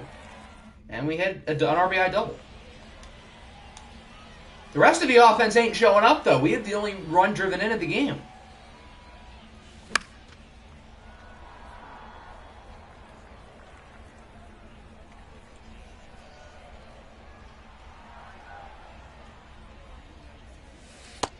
Not swinging at that.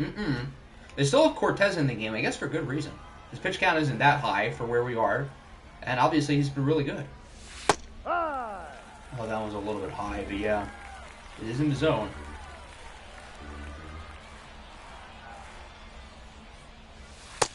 Nope, not swinging at that.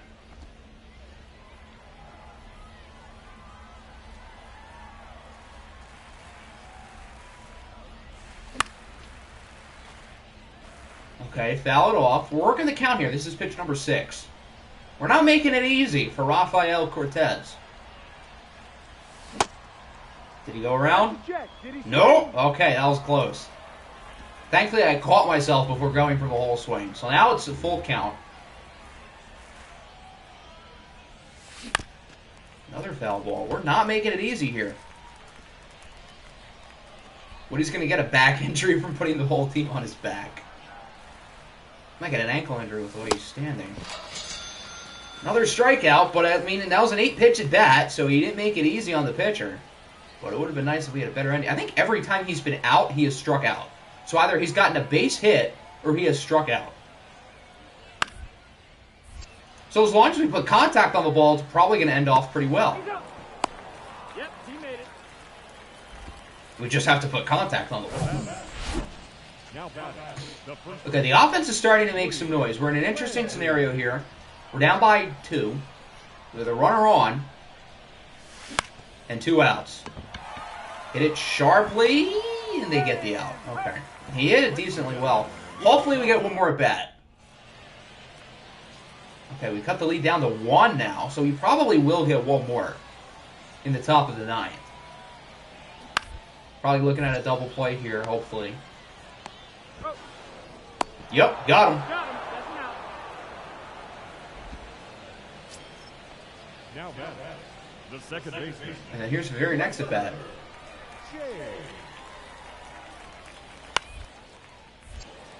Hops it up. And Woody makes the catch. Will we get an at bat in the 9th inning, though? That is the golden question. We will. Oh, there's a runner on second and 2 outs. So the game's on the line here. Base hit ties it. Homer takes the lead. Out ends it. Lot at stake. No ball. All right, first pitch swinging, and we miss it. 326 with runners in scoring position, so basically the same as normal. His hands are choked up pretty high on the bat. Ball. Along with, obviously, his feet being in a weird position. All right, 1-1.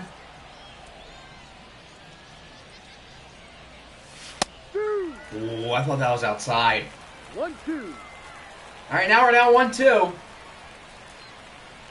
Striking out looking would be a sad way to lose the game.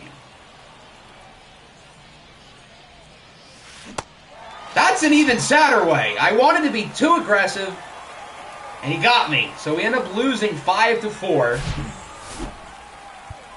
Woody, he drove in a run off a double, but only went 1 for 5. Will Stewart out of the bullpen with a good game. That's cool. All right, so we'll probably do one more player lock, probably at the end of the episode. I think we're going to do a full game now. So who would you guys like to see us play against next? We've got, let's see, Pittsburgh, Washington, the Astros, or the Mariners. The 29th is where we're going to simulate to end the stream. So which game would you guys like to see? I assume I have an idea of which teams will be picked the most, which two. Pirates and Washington are on the road. The other two are at home.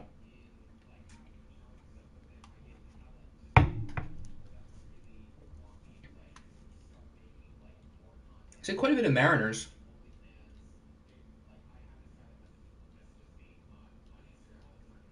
Seems like the Mariners are winning. I had a feeling it'd be either the Astros or the Mariners, so that adds up. But this is an interesting week here. We've got the Pirates who are not good, and the Nationals who are really not good. So if we can take 5 of our next 7 going into the Houston series, that would be pretty nice. Okay, well, that's not a good start. We put up a big old 0 against the Brewers. Oh, we have 4 games against Pittsburgh. Okay, well, hopefully we can win 5. Okay, that's not good. 15-3. Or 13-3. What did Jesus Luzardo do here? 2 innings, 8 earned. Not good. So we split with Pittsburgh. I would have liked to have won 3. Now we had the Nationals. Okay, we win the first one. Can we get the sweep? We do. Good work. And then it seems like the Mariners had more votes than the Astros, so we'll play against the Mariners. Okay, not ideal. We end up getting swept. So we're now 66-65. The Mariners are pretty good. So where are we in the wild card standings now? We're 3 games back of the Cardinals, who are the last one, and we are the first team out. Nobody else is really close. So the wild card is really going to come down to the teams left and then us. How are the Mariners in the American League? So they are 4th in their division, but this is a really competitive AL West. They're also in a very close wild card race, just like us. I do want to look at the numbers. Who's playing well, who's not playing well. 25 homers. Jazz looks like he's doing pretty good. Tellez, the average has gone way down. Gavin Lux, 17 homers? When we traded for him, he had like 9. Good Lord. He has been such a monster. Jesus is at 20. Hello. 800 OPS. I like it. Jacob Berry's playing pretty well. Bader's above 200. Trammell's doing good. Okay, I like what I see. And then as for the pitching, Sandy's not doing all that well. Rogers is, as is Cabrera. And then these two are kind of going down. Uri has not had a good month of August, it looks like. How about the bullpen? Adonis has been pretty underwhelming in his first month. Other than that, nothing really to report on. So which game do you guys want to see? Trevor Rogers, Edward Cabrera, or Jesus Luzardo? Luzardo's coming off a really bad start against the Pirates. Oh, that was a few starts ago. I think this would have been his last start. He also lost that one, too. Did Barry go up in overall? Let me see. He was a 75 when we called him up. So, yeah, he's now 76. Nice. What's his OPS? 717. Better than it was in the minors. He's doing fine. Nothing like crazy, but he's been a fine level player. Rogers, Luzardo, Rogers. Damn, over 500 and still in third. Yeah, your Braves are kind of cooking us. 85 wins. Is that second in the NL behind the Dodgers? Yeah, the Dodgers are ridiculous. How's Jorge Soler been doing since we traded him to the Dodgers? Does he even, like, start? It does not look like it. I don't think he's played that much.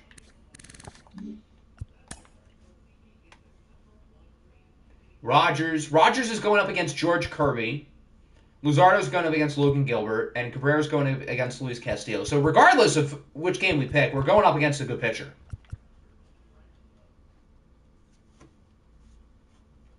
Okay, it seems like Rogers has the slight edge. I wouldn't mind getting a look at Mr. Trevor Rogers here. Let's go with the black jerseys. And then we can go... Yeah, we'll go black. We had the last game closed, so we'll do open. As for the lineup, I want to play Taylor Trammell. He's been playing pretty well, looks like, in 40 ABs, OPS at 1138. Hello.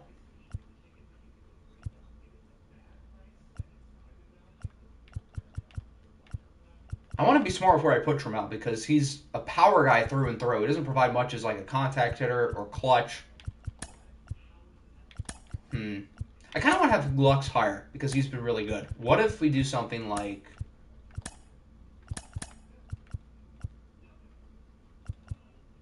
I don't know how I feel about 4 lefties right at the top. What if we have a Fortes like 3rd or 4th? What if we do something like this? Yeah, this looks fine. I don't know how I feel about... Okay, we have 5 lefties in a row. No, we shouldn't do that. How about we have Barry at the 9 slot, because we know he can get on base, and then he can give a Rise and Lux opportunities to drive them in. Let's try this. But then we have 3 lefties in a row here. We already have 3 lefties in a row there, though. We're just lefties galore. And all of our top hitting prospects are all lefties, too. That's like the one problem with how I've built the team so far. We have too many lefties. Woody's a lefty. Khalil Watson's a lefty. Ronald Landino is a lefty. All these guys hit left-handed. It's ridiculous. Joel Beltran, the catcher we drafted, he's a lefty. I like hitting with lefties, but like too much is not the worst. Technically versus righty, we do have 7 lefties in a row with Jacob Berry as a switch hitter. You're right. Okay, so we're going to fiddle around with the sliders some more. I'm going to boost the timing up a little bit. Other than that... No, I'll keep it like that. We had a really fun game against the Mariners last year in Seattle. I think it went to extra innings. I could be wrong, but we won that game. I think.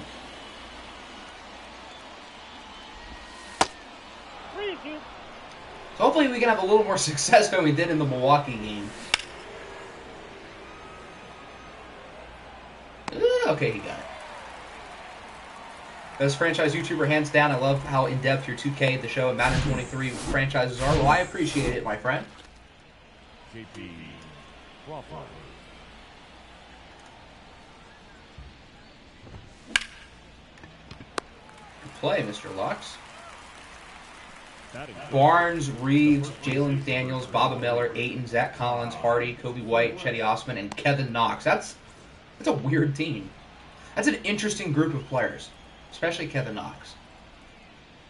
Shout out his Fortnite draft jacket. That'll never not be funny. Like all these players like put where they're from or family members in their jacket or their college or whatever. He puts Fortnite in it. What a troll. It'd be funnier if he was averaging 20 in the league instead of like 4, but that's besides the point.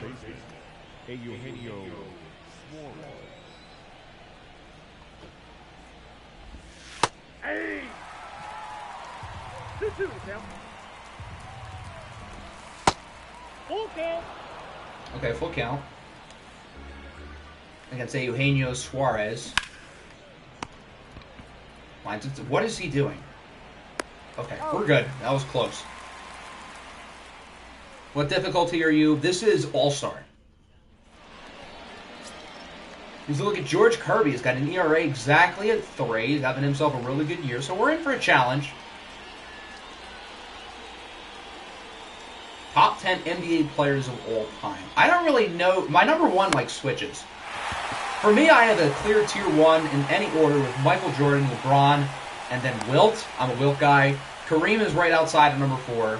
And then after that is the next tier. I don't have a set order for these guys, but like Kobe, Magic, Bird, Duncan, Hakeem, probably Shaq. Curry's not that far off. 2 hits to start the game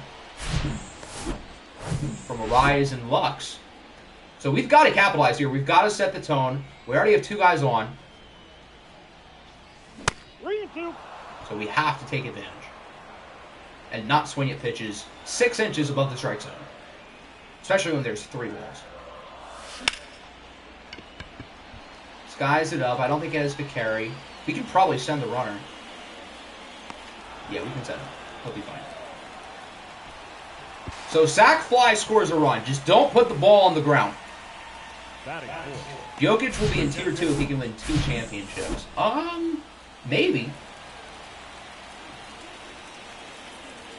I mean, he's obviously going to be able to keep up somewhat this pace.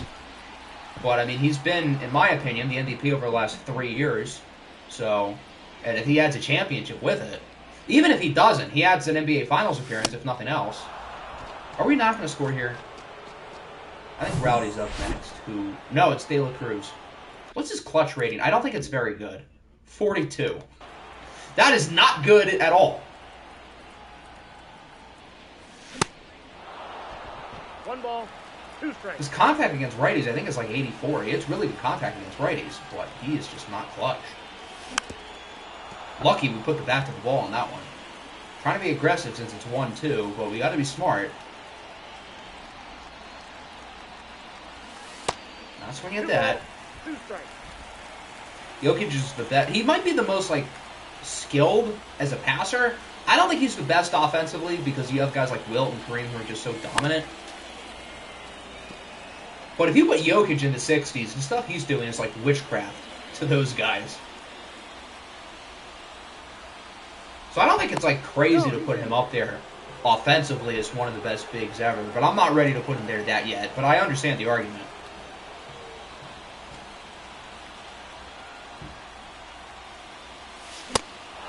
Not good. We had 2 guys on to start the inning. And 3, 4, and 5 couldn't drive him in.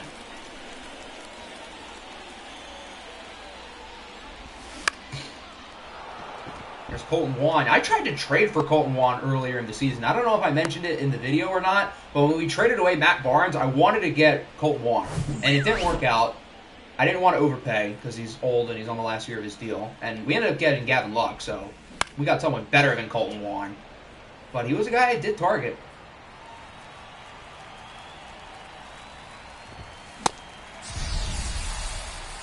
Jokic is the only big man ever who can pass at a legit generational level. I can't really argue with that. I mean, Wilt did lead the... I cannot speak. He led the league in assists one year just because he wanted to. 1 ball, but 2 strikes. Obviously, I think he'd put Jokic ahead of him as a passer.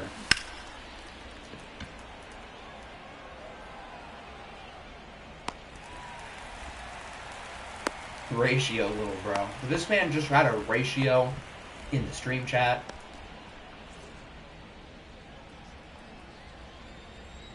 Tony Kemp. I thought this was Shed Lawn for a second, but Shed Lawn's not on the Mariners. I don't know why I thought that. Orioles franchise legend, Shed Lawn. The real ones, no.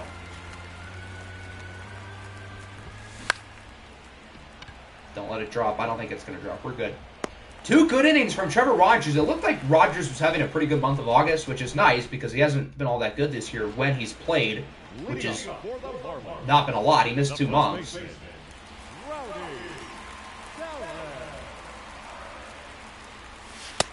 Ooh, I thought that'd be ball 4. Right on the edge.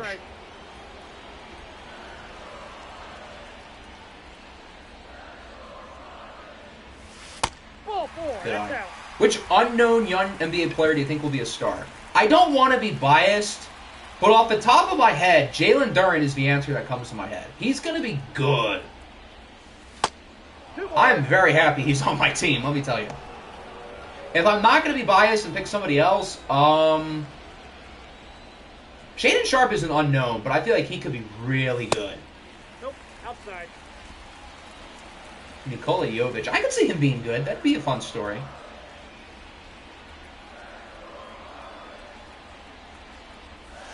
Another walk. So again, we have 2 runners on to start the inning. We have to capitalize. We didn't last time. Mark Williams is a guy I like. Mark Williams is cool. Hornets should not have passed on Jalen Duren, but Mark Williams is fine as well. Taylor Trammell just got optioned to AAA. Well, he's going to prove why right here. He's not a AAA player anymore. And that was his pitch to do it. A slider right down the middle. The thing with Trammell is it's probably a homer or an out. Although he is hitting like 325 here. But yeah, his plate vision is not good. Alright, now we have Jacob Berry. I didn't do very well with Berry in his debut, but in the last game I liked using him. We get a couple hits.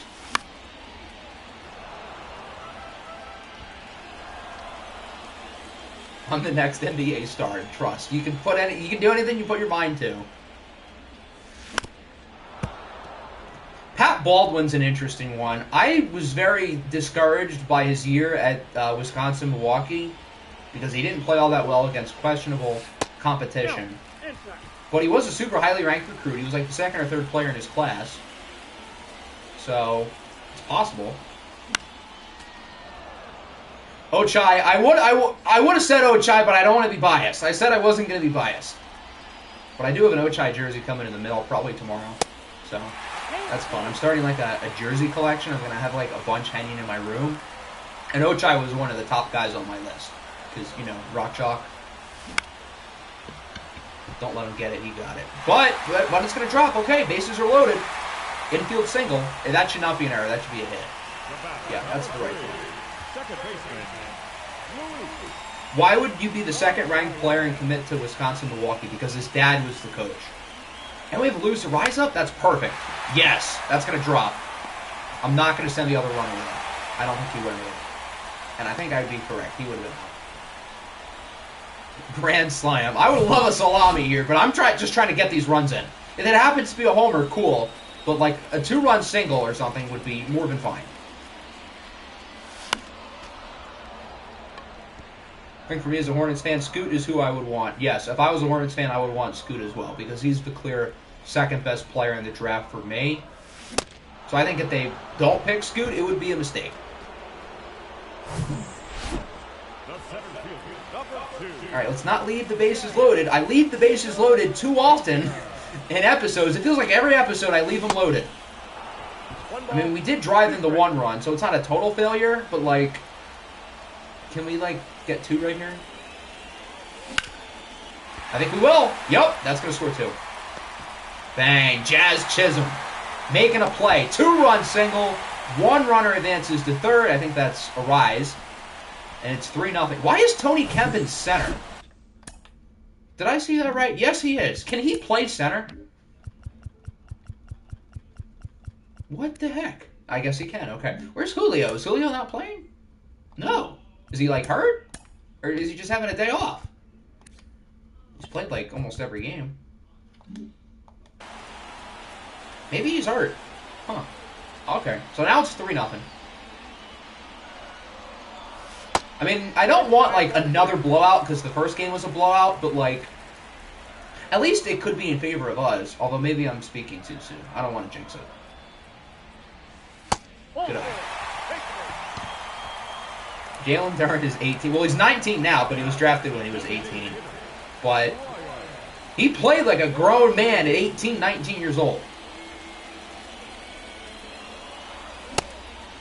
2 balls, 2 strikes. So he develops as I think he can. But look out.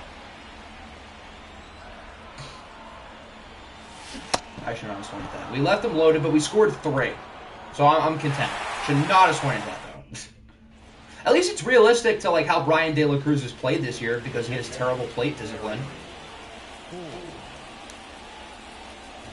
Maybe I'm going too far on the realism there by swinging at that. Do I think Dane will be in Portland next year? Probably. I just can't see them splitting, even if they should. Ball, that's out. I am not counting on it. There's another hit. Okay, not good. So now the Mariners have 2 runners to start the inning. What is going on, Nick? Welcome on in. It'd suck if we got 3 in the second and then they get like 3 right back. Well, they're not going on this play.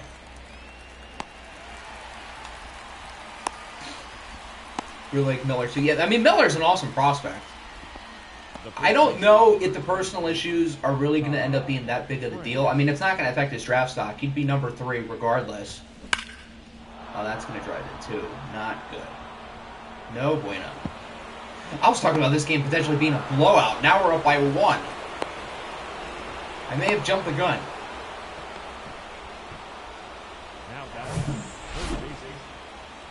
For some reason, the Blazers decided it'd be smart to sign him to a $250 million contract. At least you're not the Wizards giving Bradley Beal the same deal. That's worse. Had to go check out the draft reveals first. Yes, for anyone who may have missed, at the beginning of the stream, I did reveal all of our draft picks ratings and the draft picks for the other 29 teams. So, in case you missed that, you can check it out. We got a full count. 3-2. Not even pitch to swing at there, Mr. Suarez. Got him. You won't believe this. Ayton just fought through a loose ball. He did it.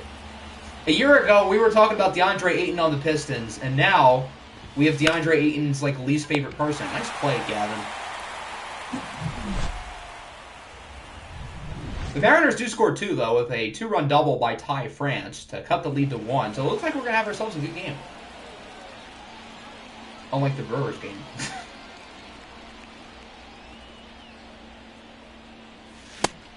I was wondering if that. I think Nomo is the clear long-term upside, but his 27 home runs per 9 is, in fact, frighteningly low. But if we can improve that and improve his other stuff, he could be really good. We are raking in pitching prospects, and we just added another one. That should be a double. The shift worked out really well in our favor that time. So we've got a runner in scoring position and nobody else. We're getting a lot of base runners on early in this game so far. Very similar to the Tigers game in the last episode. We scored, I think, 9 runs in that game because we got so many base runners. We didn't hurt a homer in that game.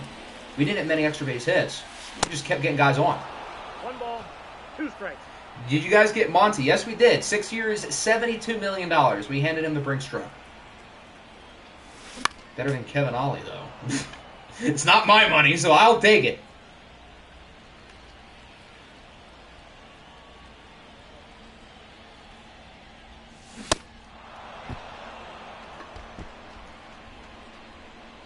Monty, I would say he's more than a decent coach. I mean, he's not perfect, but he's better than anyone else we could have gotten. So I'm excited. 2 strikes. I would obviously choose the combination of winning the draft lottery and hiring a goofball like Kevin Ollie over this, but this is not the total worst case scenario.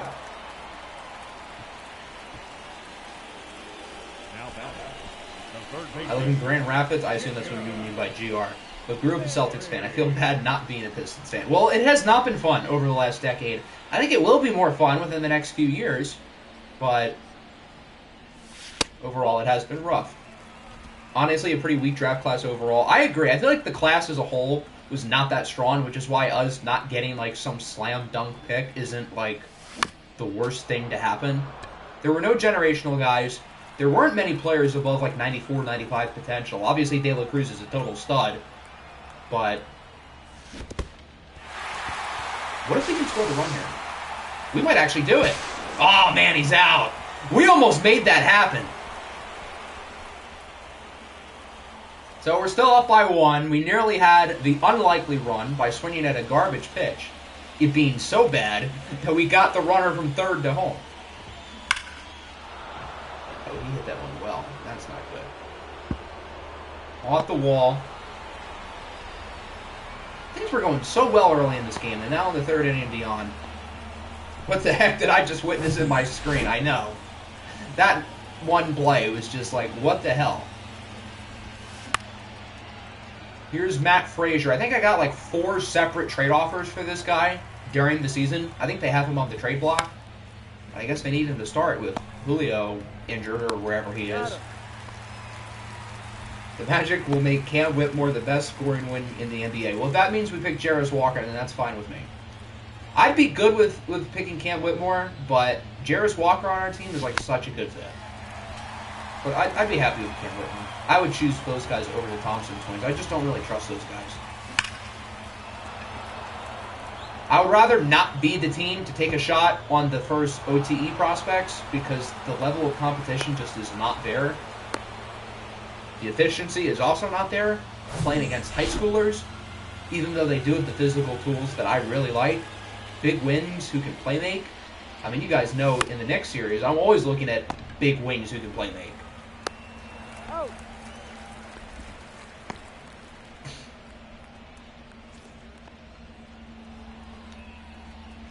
All right, let's hold on to not losing, please. Jacob Berry, nice play. So the Mariners add another one. We should probably get some arms warming up in the bullpen. I have a feeling we're going to pick Grady Dick. Well, if you guys do pick Grady Dick, then the Jazz will be my new second team. Udoka, Ochai, and Grady Dick, the boys. Taylor Salcedo, that's a fire name, is into the game. He is a lefty, and his ERA is in the 8s.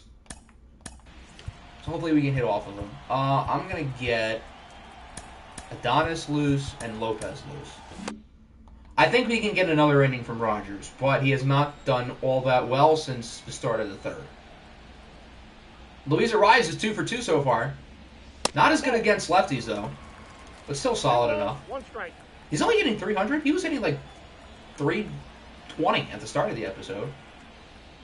I guess he's not doing too well here in August. He's doing well today, though. Trevor Rogers, you are a Hanshin Tiger.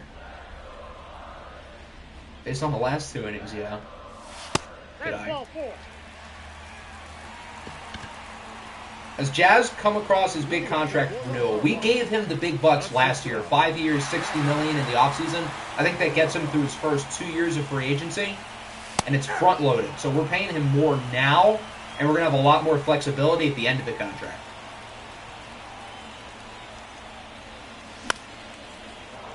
Yeah, he got it popped up. Gavin Lux went 4 for 4 against lefties in the last episode against Detroit. If Utah takes Grady Dick, they will officially be what the Saints are to Oklahoma. I've never noticed that. Do the Saints take a lot of Oklahoma players? I know like the Ravens and the Commanders do that with Bama. And obviously the Eagles are now doing it with Georgia. I never noticed the Saints taking a bunch of Oklahoma players. Huh. No, the Saints are with Ohio State. Yeah. Now I'm remembering. They take a lot of Ohio State players. They've got like Marshawn Lattimore, Olave, Michael Thomas. I was going to say Cam Jordan, but Cam Hayward's Ohio State. Cam Jordan's like Cal or something. That's going to drop. I don't think that's going to score, but it will have 2 guys in scoring position. I mean, he could score. No, we're going to hold. Yeah, that's a smart decision. Just got to put the ball in play, and we should have the lead. Chargers with TCU this year. I mean, they picked 3 of them.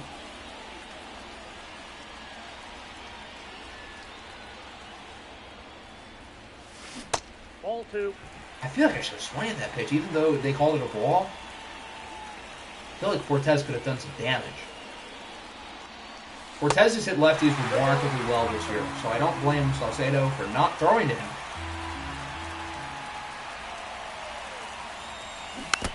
Ooh, I thought that was a pitch.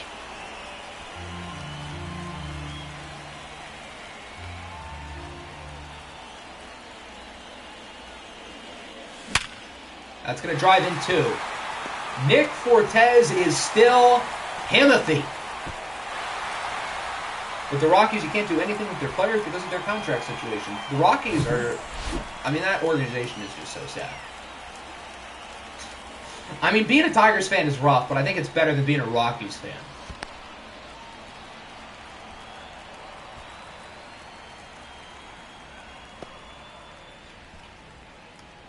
Hey, we almost took his head off with that. You're right. We could have killed him. Ball four, take the base. Throwing a walk. A rare Brian De La Cruz walk. We can break open the game here. Dallas got something with the Big Ten. I mean, they picked 2 Michigan players at the start this year, with Maisie Smith and Schoonmaker. Are we going to draw another walk? Counts 3-1. That's not a walk, but I think that's even better. That's not going to be a homer, but that's going to be extra bases. We're going to get 2. A 2-run double for Rowdy Tellez, and we now lead 7-3. Cortez got that dog in him. Now Rowdy has that dog in him. Him and his 220 average. So the Mariners put in the lefty with an ERA in the 8s. We rake off of him, and now they have Matt Brash, whose ERA is in the 6s. So it's better. It's not good, but it's better.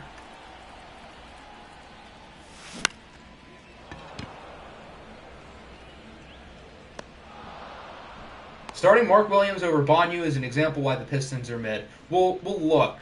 I cannot control what the Pistons do in the next series. They got rid of Jalen Duren for no reason, and now the Bulls are magically really good because they signed him. I think Taylor Trammell struck out all 3 at-bats today. All this for a 3rd-place finish in the division. I mean, if it means we get a wild card spot, then cool. I mean, we're obviously not going to win the division because the Braves are too good. The Braves collapse will happen soon. I mean, I would love that, but I'm not counting on it. Still got some work to do for getting that playoff spot. But the team has had a good month of August. Seems like some guys were really playing well this month. Trade him to the Bucks. I mean, I guess he would average 30 with the Bucks, but he wouldn't do much winning because the Bucks are not good. The Braves aren't the Mets. That is correct. So we should not expect a Mets-like collapse because they are not the Mets. They're better than that. All right, Trevor Rogers is going to make it through 5. He's at nearing, I think he's at like 93 pitches. I don't think we should keep him in for another inning, especially because we're up by 4. Not a horrible outing. He had some bad innings, but he wasn't terrible. You would know about collapses as a Fraudians fan, wouldn't you? I mean, I guess in real life, but here they did win the World Series last year. Whereas the Braves lost in the NLDS to the Phillies again, I think in 4 games too, just like in real life.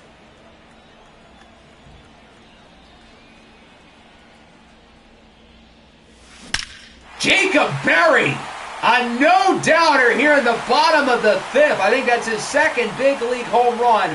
Would have been cool to hit his 1st, but that works too. Yeah, number 2. 424, a beauty.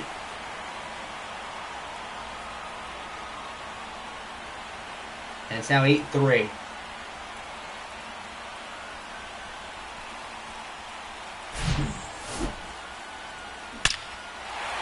He's got a really smooth stroke. Pause. He knew that was going too. Absolutely mashed it. And then Arise swings at a bad pitch, but he hits it well, and it'll drop. The offense is producing today. It's like us, we've become the Brewers from the last game. We're getting all the hits.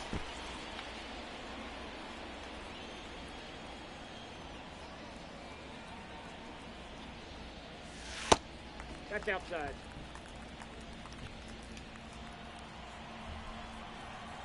Blasted one with Judge at 528. Goodness gracious. Where'd you play it? Coors? That's going to drop too if it's fair. It's not. But we were hitting the ball really well today.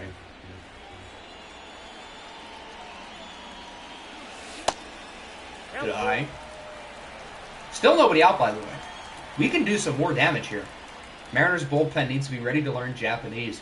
Yeah, the starter wasn't even that bad. Kirby, he just threw a lot of pitches early on. I mean, I guess the 2nd inning was kind of bad, but he just happened to have a high pitch count. And then the bullpen has been complete garbage. Ball. I feel like my discipline has gotten better throughout the video. I'm getting, or the stream. I'm getting more used to playing from farther from my screen. Hey. And as I say that, I've struck out looking 2 times in a row, but that was a questionable call. I don't know if that was a strike. Longest homer I've hit was 612? God damn. 2-1.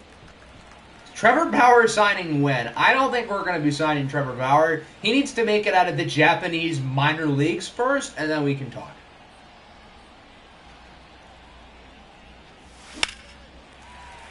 Another base hit for Fortes. The last time Octi made a stream, he lost 28-0. Thanks for reminding me, by the way.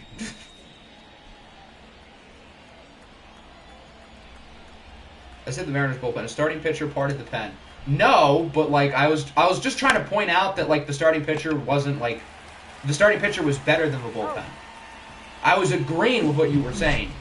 Is this the video for today? Yes, this is today's upload, but on the second channel, I might have the next podcast up today. So you may still get some more content from me, but this is today's upload here.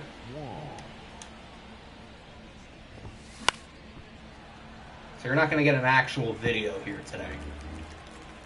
But since it is content here, that does mean the streak still goes. Why is Trevor Rogers still in the game? I didn't mean to do that. Let's take him out. We're going to have Lopez pitch this inning.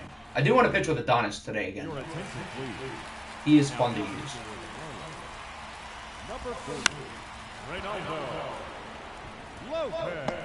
Shaking my head, you slacker. Give us both. The problem is I don't have another video ready. The next up conference championships are close to being ready. They're not ready. Ball.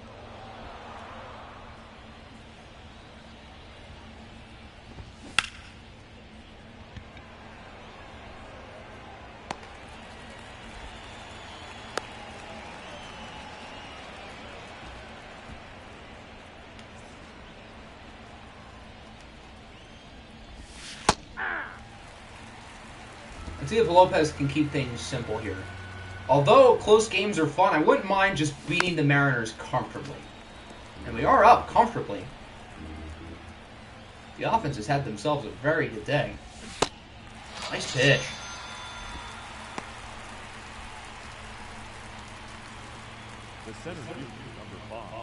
Now we've got everyone's favorite center fielder, Tony Kemp. Ball, that's out. I don't know why they have him in center, but I'm not going to ask questions. No, ball 4. He'll get the walk. So they've got 2 guys on here. They can certainly score here. Harry Ford, the young catcher. Oh, they're going to get one probably. Jazz threw out a runner in the Texas game going home. He might get another one. He's out of there. What a throw by Chaz Chisholm, showing off the leather. An absolute rocket. Wow, what a play. That was close. Not a terrible call to send him, but Jazz got him. Your attention, please. Now pitching for the Mariners. Phil Bickford's in. He is an ERA in the 5s, so that's better than the last 2 knuckleheads they've trotted out of the pen. Still not great. 1 ball, 2 strikes.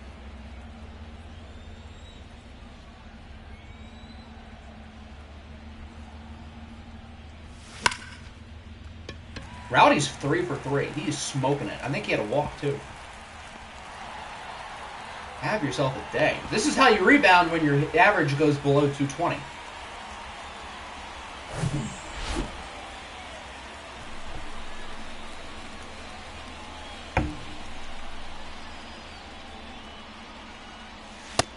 Ball, that's just out. Let's try to add some more. Let's put ourselves into double digits.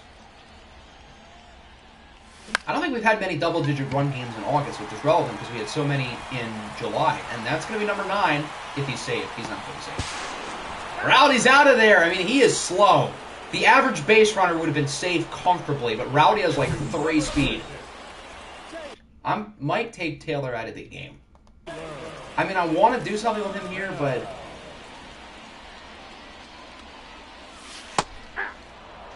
Yeah, I think we're going to substitute. I mean, he has not been good today.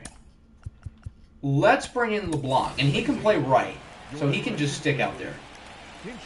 3-speed on second, and you send him home, because I thought he was going to be safe. He had a good jump off of second when Jesus hit it. Well, at least we're going to dance the runner. So now Jesus Sanchez is in scoring position. Rowdy has that dog in him, but it's like a 15-year-old dog. He's Jacob Berry. He homered earlier in his last at-bat. 2 for 3. That's not a homer. So we don't get anybody to score here. That was a weird inning. Can LeBron not play right? Oh, he can't. Okay, then we'll just swap these two. All right, we're going to bring Adonis into the game. I think there's a lot more runs in the majors in like 5 innings than he did in all of AAA in like 30 innings. We're going to warm up Bender, and we're going to warm up Puck. If the game gets close, obviously we have Jordan Hicks in our back pocket. I feel like I've barely used Hicks at all in the entire series. It sucks because he's really good. It just feels like we don't have save situations. Either we win by a lot or we lose. There's no in between. We don't get close wins.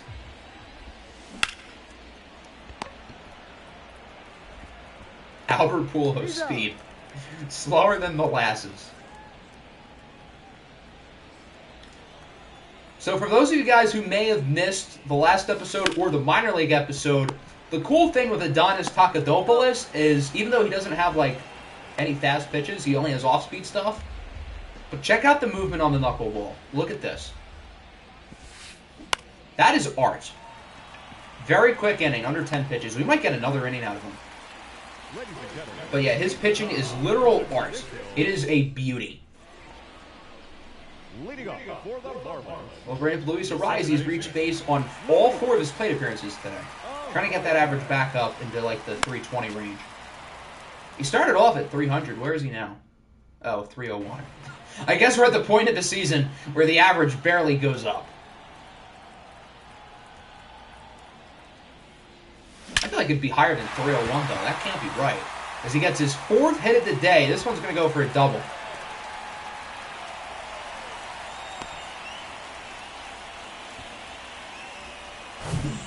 Can we put ourselves in the double digits? Part of the order up, starting with Gavin Lux.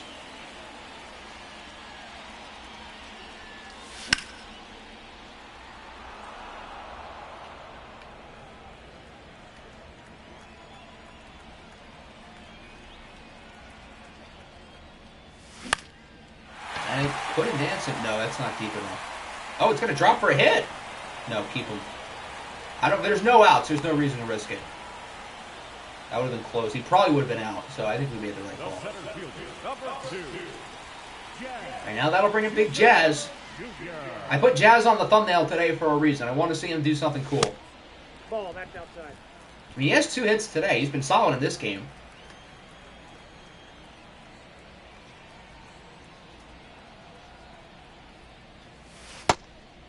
He's ahead early. How can I send you money? I do not need your money, Hector. I do not need it, but I appreciate the thought. That was a ball. We got full count. I mean, that was right on the edge, but it was more out than in. And I guess it's hitting the zone, so I guess it's a fair call. Jazz hits this one well. That's going to put us into double digits. He might try them too. 2-run double. Why did I think we had 9 runs? We had 8. Now, so we are on the double digits. I forgot that Rowdy was out in the last inning. I don't know why I thought he was safe. It's now 10-3. I know at the Brewers game we simulated once we made it a blowout, but this is like a fun blowout because we're winning. And it's already the 7th inning, so we're almost through anyway.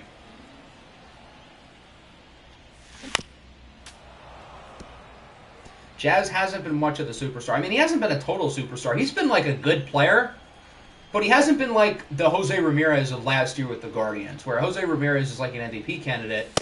Jazz is good. I mean, he provides good defense. He's fast. We see the flashes offensively. It's just not as consistent with him. He goes through more up and down streaks. So maybe he can't be your number 1 hitter in a lineup, but that's why we've been able to get guys like Woody Landry. Maybe Jacob Berry can be that. Nick Fortes has obviously way surpassed expectations. De La Cruz was an all-star this year, so I think we put ourselves in a position where we don't need him to be like our Jose Ramirez. Octi can't keep score. What a shocker.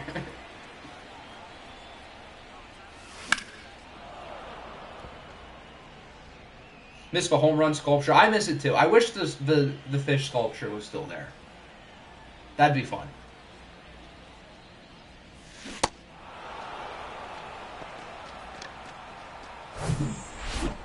Now batting. Shouldn't have swung at that pitch, even though, again, my discipline's gotten better throughout the stream. Rowdy has reached base every at-bat, just like Luis Ariz. Will history keep going? It will! I'm going to send him. That was risky, but the throw was off. Jazz is fast. That's why I potentially trusted him to make a play. Because now they bring in Diego Castillo. They've got all these relievers with terrible ERAs. And here's Castillo, 1.17. That's pretty good. I think we had Castillo back in MLB 19 with the Diamondbacks. I think that was, I know I've had him before. I think that was the series where he was with us. I assume most of you were not here for that, but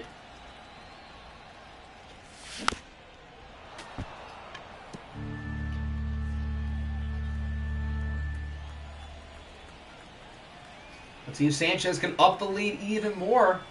8 runs is nice. Oh, that actually might drop. That will drop. Should we send Rowdy? Oh, that's stuck in the gap. We can send him. I didn't think we'd be able to. Rowdy, the speedster, scoring all the way from first. The big fella. Rounding the bases, and it's now 12-3. We might as well have, like, hold on. I'm going to get these guys not warming up. We can have Adonis pitch the 8th. I do want another inning with him. And then we can have, like, Connor Prellick pitch the 9th.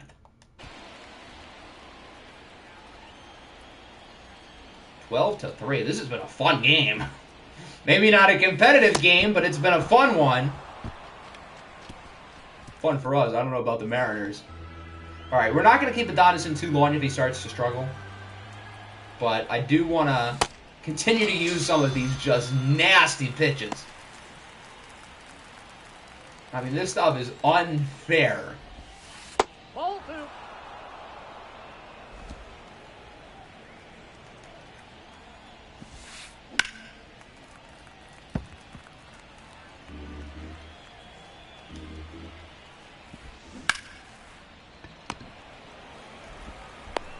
He's out. You're under arrest. You cannot do this without the Mariners' consent. Have Rowdy pitch the 9th. I mean, we're up by 9. Why not have a position player pitch the 9th? You know what? I'm going to do that. Unless the Mariners, like, make a rally here. But I don't think they will. They did get a single. Yeah, this will be Adonis' last batter. If he can't make it out, we might go to Prellick. Oh, he hit that one well. Yeah, we're going to take Adonis out of the game. I don't think you're going to be able to score him, though. He hit that one too well. Find your guy with the biggest arm rating. Does Rowdy have a strong arm? I mean, I know he's a first baseman, but we have 19 hits. Jesus, we might get to 20. And I thought the Brewers were hitting well in the first game. That's insane. Let's see Rowdy's arm here. Oh, I guess he's just going to tag release. That works, too.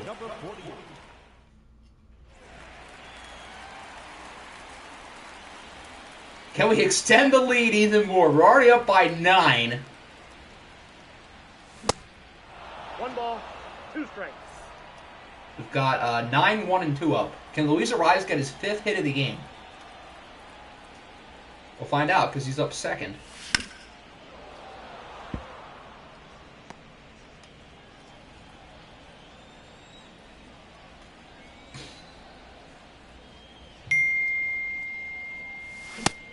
As Barry strikes out.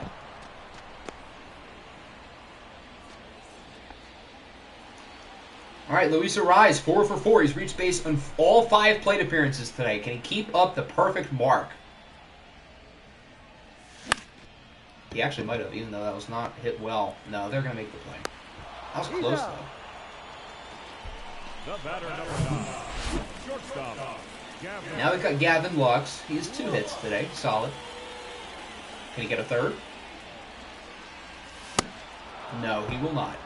My plate discipline went down the drain in that inning. It doesn't matter because we're up by 9. All right, let's have some fun. That's not the right button. So how do I do this correctly? I think if I replace the DH, that's when I'm like kind of able to do it. Yes, so now they have Prell up there. Let's do that. Perfect. Who else can play first? Can anybody else on our team play first base? Arias can play first. Awesome. And then we'll have John Birdie play second. So now we've got Birdie at second, Luis Arias at first, and Rowdy Tellez on the mound. He's got a fastball, a sinker, and a curveball. Here we go. That thing came in slow. We had a Jorge Soler pitch last year. He actually had kind of a good inning. And then I think we had Evisael Garcia pitch earlier this season, and I don't think it went as well. That's a ball. I don't think it changed like the outcome of the game, obviously, but... Can we get a strikeout? Pitcher getting tired. I need you for a whole inning here, Rowdy.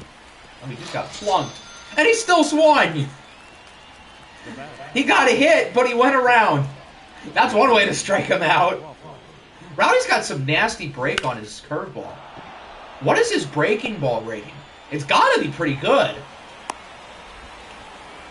He's allowing some hits here, but I've got to see his break rating. He actually kind of has a filthy curveball. 11. I guess that's better than his other pitching ratings. That's low-key a nasty pitch. The Mariners are going to score 1, maybe 2. Not a big deal, though. Because we're still up by a lot. Oh, Jazz might have... No, he didn't. Okay. I was going to say, if Jazz threw out another runner, Rowdy, the two-way player goat. Who needs Gennaro Miller when you have Rowdy Tellez? I'd rather not allow like 5 in this inning, though, ideally. But we're still up by enough to where I think we'll be fine. And we don't have to waste our pitcher's energies. My greatest suggestion of all time. Strike him out, Rowdy. No, I mean, he got him out. One more. Can we finish off the game? With Rowdy Tellez. Has he ever pitched before? Out of curiosity. He is not. So this is his first time ever pitching in a big league game. He's only allowed 2. Could be worse. He could be like the Mariners relievers who allowed more than 2. All right, time to finish it off. I want to go back to the curveball here on Colton Wong. Lefty on lefty. That's foul. All right, now we catch him off guard with the sinker. Inside. There we go. The Marlins win it 12-5. A really fun game. The offense produced. We only had 1 homer, which was by Jacob Berry. But we got base runners on. Luis Arias had 4 hits. Rowdy Tellez had like 3. As a team, we had 19. I mean, everybody hit the ball well. Seattle, 5 runs, 14 hits. They had a lot of hits. But they didn't consistently drive them in. And obviously their pitching did not do them any favors. As for us, we hit the ball very well. We also had 5 walks. That's a lot of base runners. Plenty of extra base hits. Trevor Rogers was decent, and then the bullpen was really good. Tellez obviously allowed 2 at the end, but still a good outing. So how we're going to wrap up the stream here is we're going to do one more player lock. It can be for anybody in the organization, majors or minors, and I will let you guys pick. So, big leagues or minor leagues, who do you guys want to see? We already did Woody. I don't think we'll do Woody again. But any other position player, including Gennaro Miller, you can pick. Everybody's saying Woody. We already did Woody. I like using Woody too, but we already did him. And we're probably only going to do 1 game here, and then we'll simulate up to the Oakland series, and then that'll wrap it up. Yuri. I said position player, silly goose.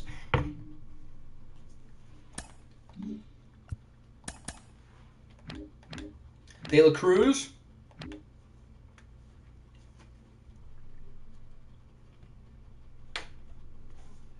Again, if anybody needs more inspiration on who to pick. The reason why I don't want to do a pitcher is if I do a pitcher position or player lock, I might as well just play the whole game. The thing with Gennaro is that he hits, so that's why he counts. Victor, Mesa, Jr. Which one is that? Gennaro, Beltran, Lux. Beltran would be kind of a fun one. I can try to hit nukes with him. I might strike out 4 times, but if I hit a homer, it won't matter. So if nobody gets multiple votes, then it would be Joel Beltran. I'll leave it open for another like 30 seconds.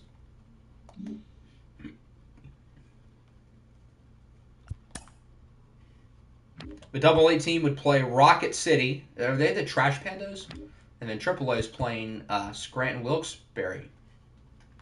Another vote for Lux. Khalil Watson, that's a good pick. So Lux has 2, Beltran has 2. If there's no more votes, then we'll do a tiebreaker. Or, I mean, I guess I have time to do 1 for Lux and 1 for Beltran. We can do both. These numbers are insane. My mind is blown by how good Gavin Lux has been this month. 17. He had 9 homers and was hitting like 280 when we traded for him. How has he been able to do that?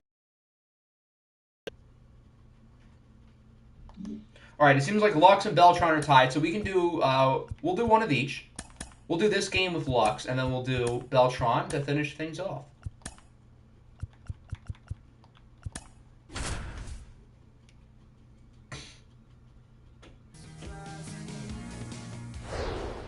So it's the second game against Seattle. We obviously won the first one comfortably. We've got Edward Cabrera on the mound. He's had a good month of August. Looks like we got a runner on here.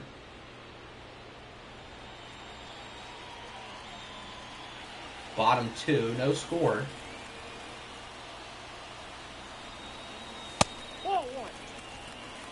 When will the next stream be? I had fun with this one. I definitely want to do something like this again. Probably wouldn't be this season, at least for the Marlins. But certainly potentially next season. I don't know exactly when that would be, obviously. But this was fun. Ooh, I thought that was going to be inside. 1 strike. Was that in the zone? Yeah, it was right on the line. Next stream tomorrow. I don't know about that one, Chief. 2 balls. Off-season stream. I always like doing the off-season as like a video format. I've always thought that was just... I used to do off-season streams. I think the video format is just... I feel like it turns out better. But I like these like occasional regular season streams.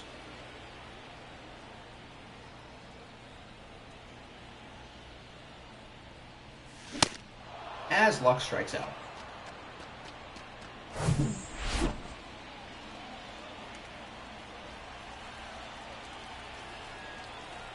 Still no score. It looks like Edwards pitching really well, as is, I think Luis Castillo is on the mound this game for them. Can we turn 2? Nope, the runner makes it to first in time. Good throw, though. All right, now we're winning. I would assume probably off of the solo homer. It's hit sharply in the left. That'll go for a hit. So Gavin Lux is aboard. Up next for the Marlins. No left field. What's his speed and steal ratings? Okay, he's fast, but he doesn't have a good steal rating.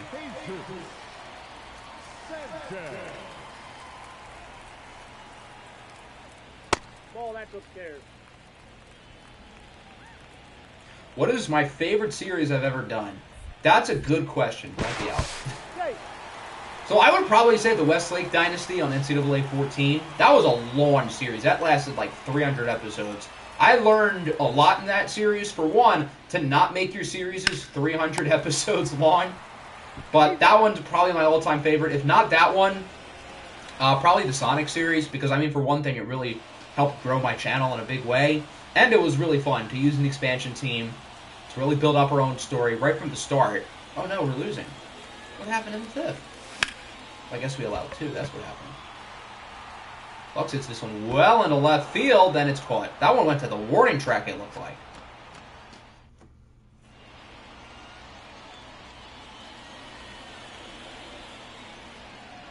Why do they get Braxton Garrett in the 7th. This is not long reliever territory. We're in the 7th inning, not the 4th. Come on, game. What are you thinking?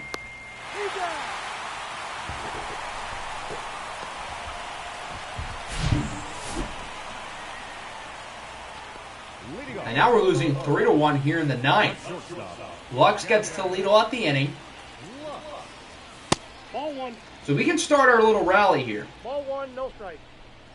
Once you pay him, his nickname has to be Big Bucks Lux. I like that.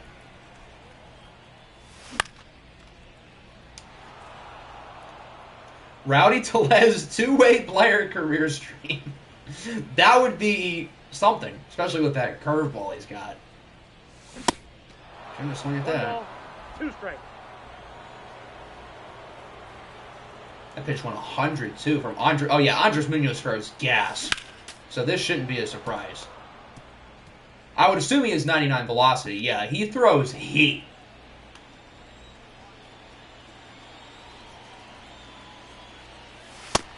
Not swing at that. 103. My lord. Did you guys see Johan Duran on the Twins the other day? He had multiple pitches of like 105. Yeah, that pitch is nasty. I can't do much about that. I've never done a player career series. I used to do them in the past, but I've just kind of gone into the franchise niche over the last few years. But I used to have like Road to the Shows in my careers and whatnot. But I've always enjoyed franchises more. So we lose 3-1. Luis Castillo goes nearly 8 innings. Looks like Edward Cabrera, while he got the loss, he pitched decently well. It's just that the offense did not have a very good day after scoring 12 in the previous one. So we'll do a player lock for Joel Beltran, and then that will wrap it up. 5 hits after getting 19 the day prior. All right, so what are we going to do with Beltran? 4 strikeouts and a homer? He's only hitting .225 this year. 10 homers, 650 OPS. I would have hoped for a little bit more out of him. His WAR's at about 1. He has a good arm, but isn't very good defensively. What's his fielding percentage? 995. Okay, so he's been good defensively. He hits for good power, but he's just got a long ways to go in terms of his contact and his plate skills. So I feel like at the big leagues, he could be like a less extreme version of Joey Gallo, but without the walks. Obviously, the walks are kind of a big part of this game. But he's going to be able to hit dingers.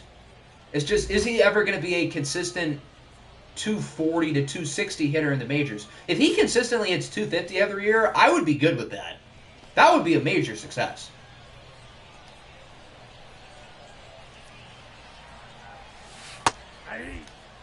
And obviously having a strong arm behind the plate certainly helps as well. Good throw, but the runner jumped too quickly. We're already down 4-0. Who's pitching for us? 0-1. Can I check through the lineup card? Is it going to show me? It's not going to show me. Least favorite series you've ever done? I don't think I've had like a least favorite.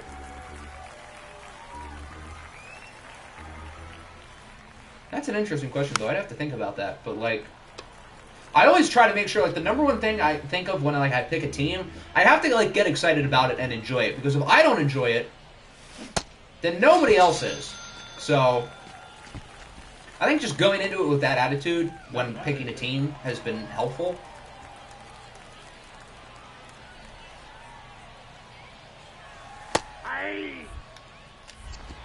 I jumped too late when throwing. He'll be safe. Just got it to work, but I am here. Welcome in, Lewis.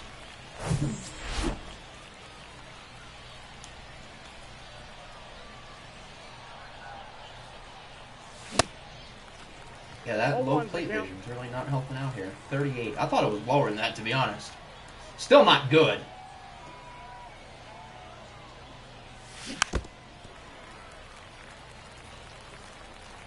But we need a Joel Beltran dinger before we wrap up here. 1 ball, 2 I strikes. totally didn't press the square button, and the game chose not to swing. Totally, that did not happen. Okay, good eye. Now we're starting to even the count again.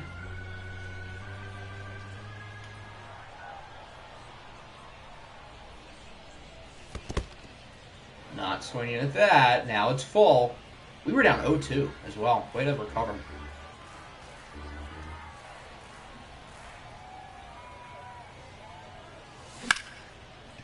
that going to be fair? Yes! That's fair. That's going to be a double. Is it going to score the run? It will not, but 2 guys in scoring position, nobody out. Perfect opportunity to score.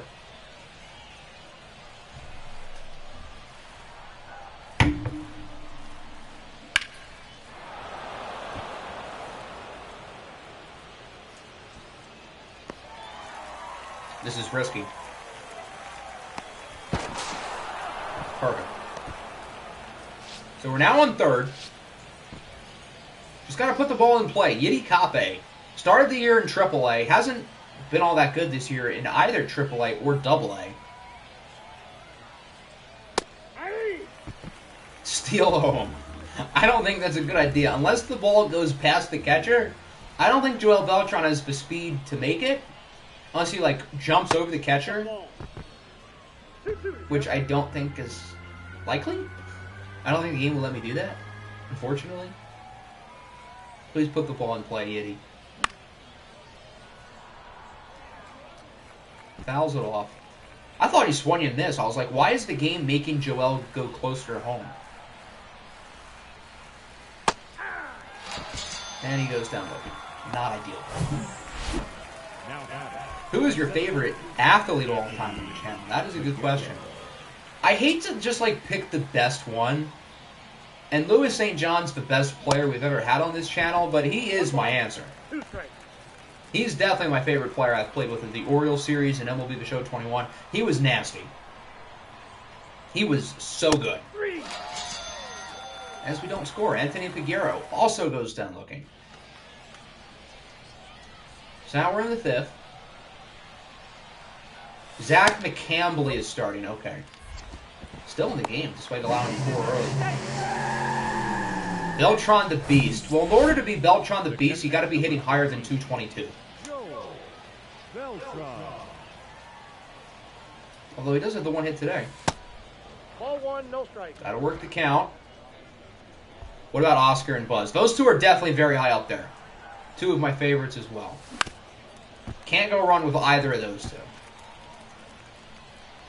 Definitely 2 of my favorite 2K players I've ever had. I'd say Odavia Shepherd with the Cavs is probably number 1, and then those 2 are probably the next 2 in line. 2 balls, 1 strike.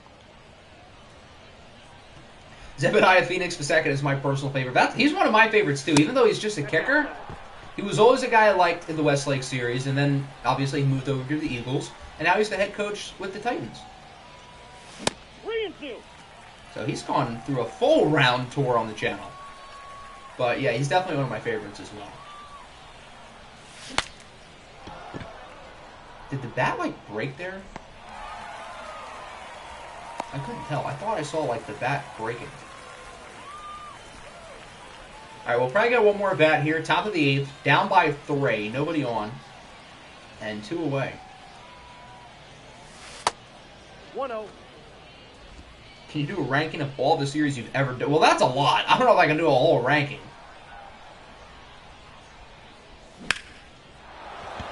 Hit that one well, and it will drop for a hit. Beltran goes 2 for 4. He hit the ball pretty well today. I don't think he'll get another at bat. So many hard-hitting questions. Well, I mean, this is the time to do it. So, taking advantage of it, I guess. Jose Gerardo is up. I don't think he's the guy I'd want up in this situation, considering he is hitting a lower average than Joel Beltran, and that says something. Because Beltran's average is pretty low. That's ball 2.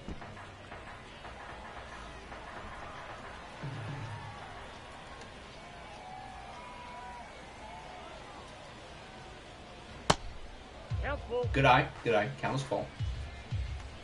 Oh, Cape's hitting 255 now? That's what it just said on the bottom thing. I thought he was hitting like 220. As Gerardo strikes out, that's not really a surprise. Will we get another AB? We will not, as we end up losing. Same score? Yeah, 6-3. Beltran was pretty good, though. 2 for 4, a double. Khalil Watson homered again. He is so good.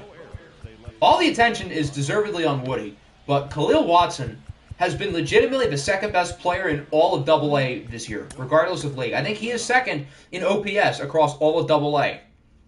Then, yes, Woody's first. He's overshadowing him. So we'll simulate through the last game of the Seattle series. Can we finish the stream over 500? No, we lose 7-1. Not ideal. So we only take one against the Mariners. We are 67-67, third in the division. 3 games back of the wild card. What the heck has happened here? So now there's 4 teams. Is it because of a tie in the division? Oh, okay. I was going to say, do we have to pass another team? But no, the Cardinals and Cubs are tied in the North. Or not the North, the North. There's not a North division in baseball. The Central. So we're still 3 back of the 3rd spot, which is held by the Phillies. And we've got a little over a month to do it. I think we're going to have 2 more episodes of the regular season. We've got some bad teams on schedule. The A's, the Royals, Giants are questionable. It gets tough at the end, though, with the Braves and the Mets as our last 4 series. I mean, the Mets are pretty bad, but on paper they're talented. But that's going to wrap up the stream. This was really fun. I hope you guys enjoyed it. I definitely want to do more streams on the main channel with the Marlins or maybe one of the other series as well. So, yeah, I hope you guys enjoyed it as well. And, yeah, peace out.